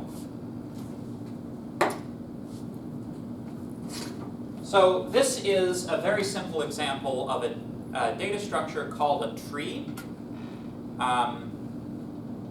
Basically, all that it means to be a tree is that you have a thing that branches that doesn't contain, like, cycles. Like, you're not allowed to have arrows that go up the tree. I should put arrow ends on the ends of these.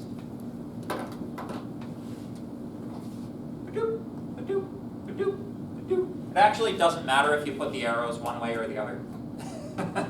It's the same contact. As long as they're all pointing in the same direction, we're getting the same thing across, right? So, you know, document contains HTML, HTML contains head, contains H1, right? So, a little bit of terminology. There are actually a lot of different ways that people refer to these relationships within object-oriented programming.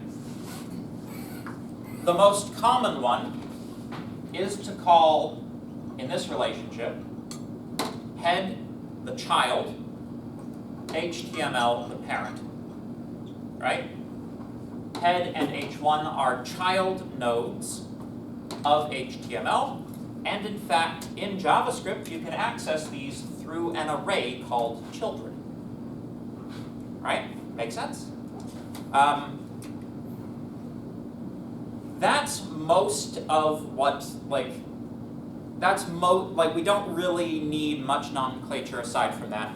You may occasionally hear script referred to as the grandchild of HTML, but this is rare, and we never talk about, like, H1 being an uncle or aunt of script. We don't really, it's not part of the way people talk about things. And this is because in the consideration of programming languages, if not, like, in real life, or not necessarily in real life, the parent-child relationship is considered the primal one, the overall, the absolute most important one. Basically, if you write your code such that this is well handled, you can treat everything else as an instance of this, right? You don't have to worry about script as a grandchild of HTML. If the code you've written going from HTML to head is correct, you can apply the same code going from head to script, right? So, and by doing that, you can deal with a tree of infinite size, hypothetical infinite size. So we don't really care, like, if we really nail the parent-child relationship, we don't have to worry about any other relationships, generally speaking, right? Again, not greatly applicable to human beings, but, you know, fortunately, objects are not human beings. So, does that make sense? Very good.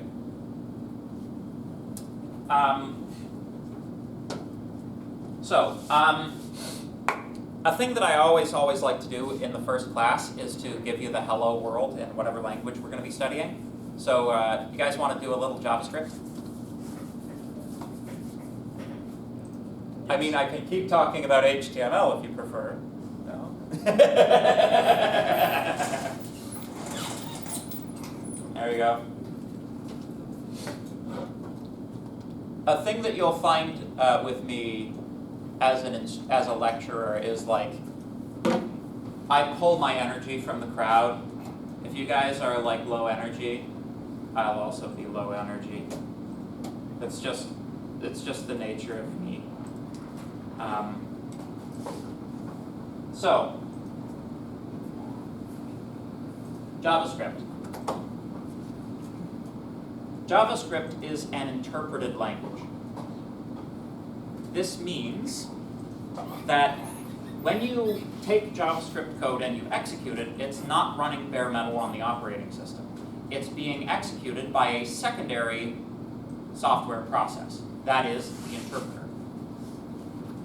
It is important to understand within one web page, you get one interpreter session. Right? It doesn't matter how many individual JavaScript files you may happen to load, all of those are being dumped into one interpreter session. This means they all share memory space. Right? You have direct access to that interpreter. I would like everybody to open a web browser in front of you right now. If you don't already have one in front of you. Which is likely because, you know, increasingly you do pretty much all of the work that you do through a browser these days, right? Right click, inspect. There we go. Did they show you the inspector pane in HTML, CSS? Yeah. Did they use it a lot though? Yeah? Good. No, I don't remember seeing it at all. Oh, it might depend on your instructor. So this is the inspector pane, all right? As a developer, this information is for you. This is not information for the end user. End users generally don't know that this exists. If they open it by accident, they'll be like, oh, it's like, oh, characters, oh, close, quick, where's the X, where's the X? That's what normal people are like, right? So, over the course of this course and server side, but perhaps particularly server side, it is our mission to teach you the function of at least some of these tabs. All right? This is the tab I think that HTML and CSS you guys did, if you did it. This is very useful. This gives you what the actual HTML is as it is currently on the web page, right? View source code. This is very useful because this changes as you update it with JavaScript. This allows you to see what the current state is and debug your JavaScript, right? And this is like the same but for CSS. We don't generally modify CSS from JavaScript. It's not generally a thing we do. It's kind of not respecting the division a little bit. So, the console tab. The console is the JavaScript console. When you guys took intro programming, did you use the Python console at all? Okay, that's a bit of a missed trick then. So, if you wanted to, you could enter every single line in a JavaScript source code file in here, press enter after each one, and it would do this exact same thing as if you loaded a file. Right? This, you can enter into this absolutely anything that you can put in a JavaScript source code file. The only trick is, that's long and hard, and who wants to type the source code out every time you want to use it? There's a reason we have files, right? But this is extremely useful for debugging. In fact, it's the best debugging assistant that you have, right? So, hello world. Console.log, hello world. Boom!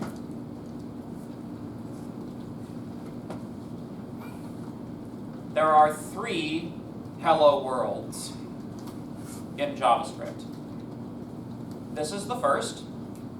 This is printing information for you, the developer. If you're the type of person who loves print debugging, this is the type that you will use for print debugging. Make sense? How many people use print statement debugging? A little bit. How many people use a proper debugger? How many people have no idea what I'm talking about? Okay. Okay, so print statement debugging is basically where you take a variable and you just modify the source code, put a print statement in, and just print what the variable is to see what the variable value is, right? It's extremely powerful and flexible and like, oh man.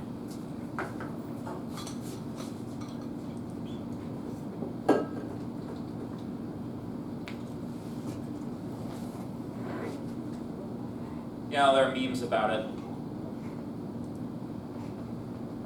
You know, stuff like that. Stop using print statement as a debugging tool or draw 25. But yeah, like there's kind of like this thing where like it's like, oh, it's not proper debugging because you're not using a debugger. But it's like much easier to use than a debugger and more reliable, so people generally use it, even though it's like a very basic way of doing it. Yes? I swear my family friend has that exact humor. Yeah? Cool. The whole science memes and whatnot. Yeah. You'll see if you ever take a course with me where I've made the slides, you'll find there's a much greater prevalence of memes than otherwise. Imagine if I made slides for courses, that'd be something. Oh man. Well, see, it's interesting, right? Like, you're not supposed to use memes. And if you're like, there's like this approved list of like comic websites you're allowed to get comics from, and it's like only XKCD. But anyway, print debugging. Use print statements to see what the values of your variables are when your program is executing, because if you want to debug things, you have to see what the memory is doing. If you don't understand the problem, you can't fix it, right? But anyway, so console.log, that's your first print statement, or that's your first hello world. All good? That is equivalent to your Pythonic print statement, right? Number 2, don't ever use this one.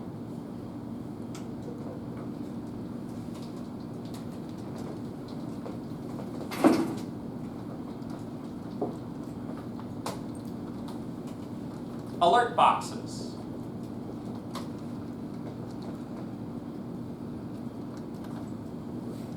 So,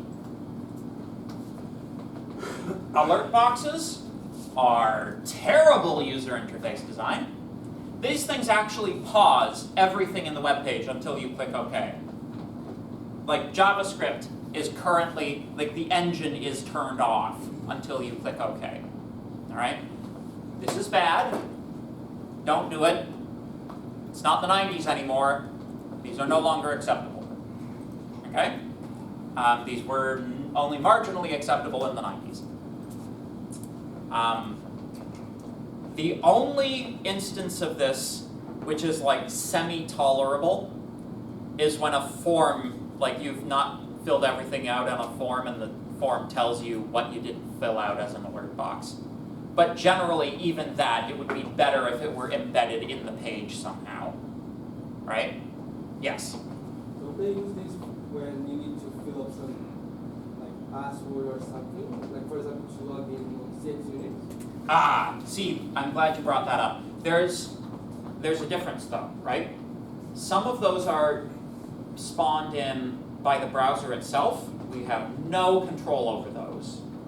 We can, however, make sure we're not using them from the web page. But yes, there are a couple of instances the browser will pull one of these up.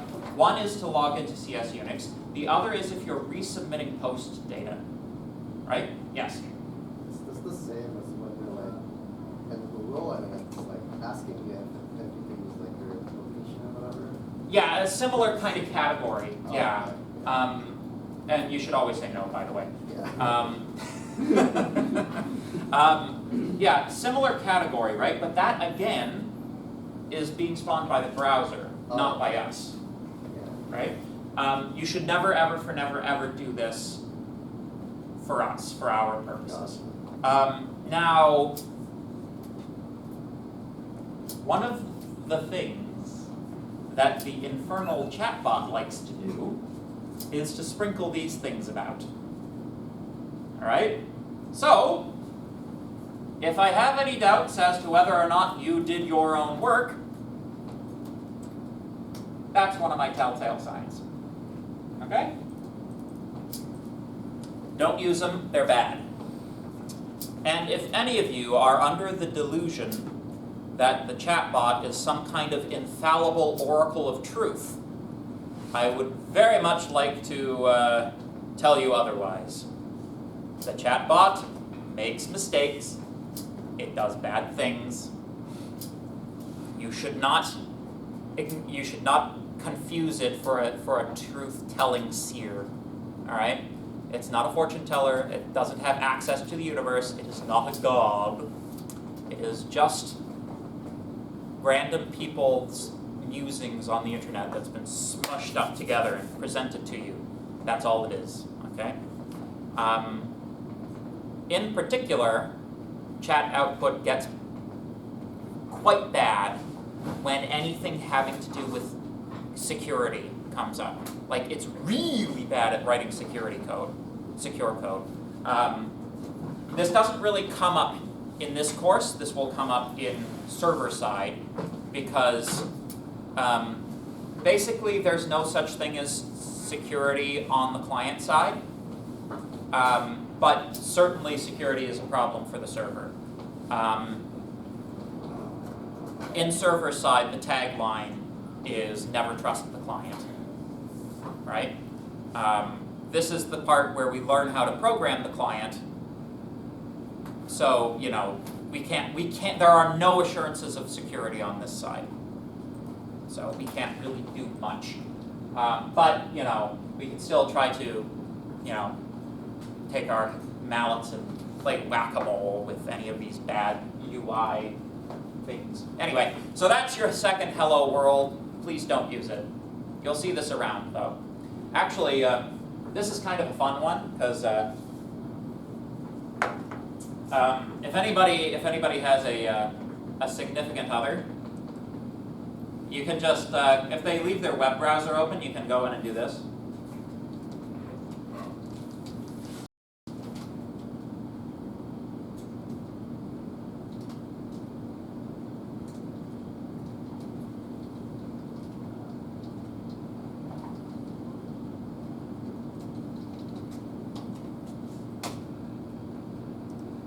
There you go. You can even close the thing.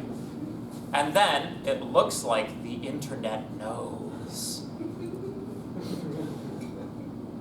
That, for those of you at the back, that says, "Hi Sam, did you enjoy the eggs you had for breakfast?" Yes. How do we change the text at the top? Text at the top? Which text? Oh, The Chrome new tab page? I don't know. It's probably an option in there though. Fair enough. Yeah, you could probably find an option in there that says the government says, you know, whatever. But yeah, I mean, some of the best applications of JavaScript are for mischief. So, on the subject of internet mischief, would you guys like to vandalize Wikipedia? Yes. All right. I love doing that. Sometimes I'll do that and send it to my friends to prove them wrong during arguments because they're usually too lazy to actually check the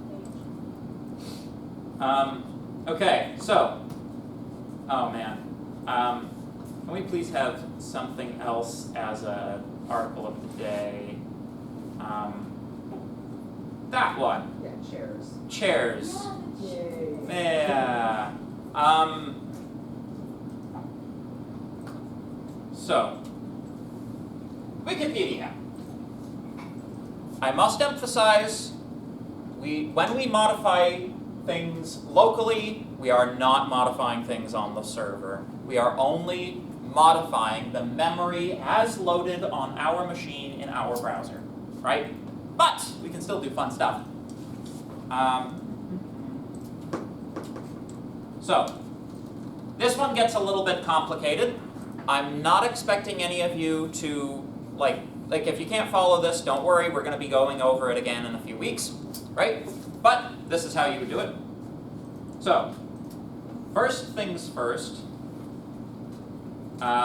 let's grab all of our paragraphs.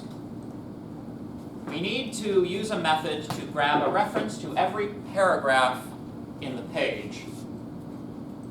Document.querySelector P.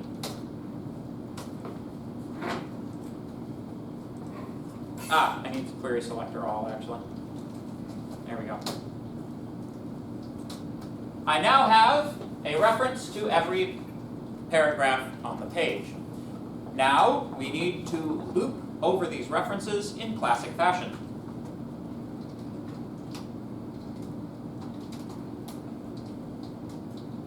I is less than p.length, I plus plus. Oop, well, I need to actually do something in there, don't I? So, here, I'm going to modify a property. P dot, let's see here. Oh, sorry, P at I dot inner HTML is equal to,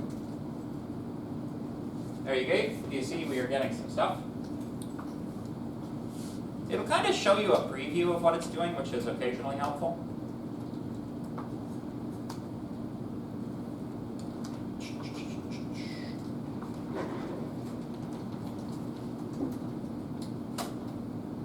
Oh! Ta-da!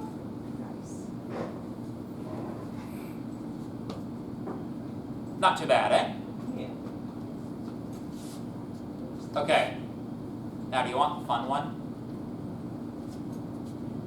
This is also fun for, like, if you're, you know, if your friend leaves something open on their computer, you can just go in and say, "Hi, Steve." Wait, why does my page say, "Hi, Steve"? How does it know I'm named Steve? And you just say, "Well, the internet knows, man." So, important thing to note here, though. When you reload the page, all of these changes go away. Anything you do in JavaScript does not survive a page reload. Okay? That's an important fundamental principle. You reload, and you're right back. The only thing that does get saved is your console history, so you can go back through previous commands you've entered using the arrow keys, which is convenient, but yeah. All right, so let's get something else. Let's get anchor tags, perhaps. Let's see here.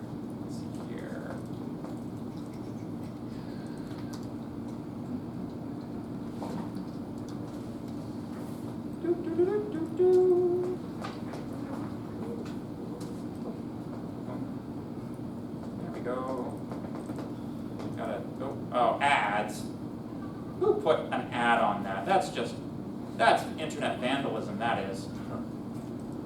Good grief. There we go. There we go. All right. Copy video URL. There we go.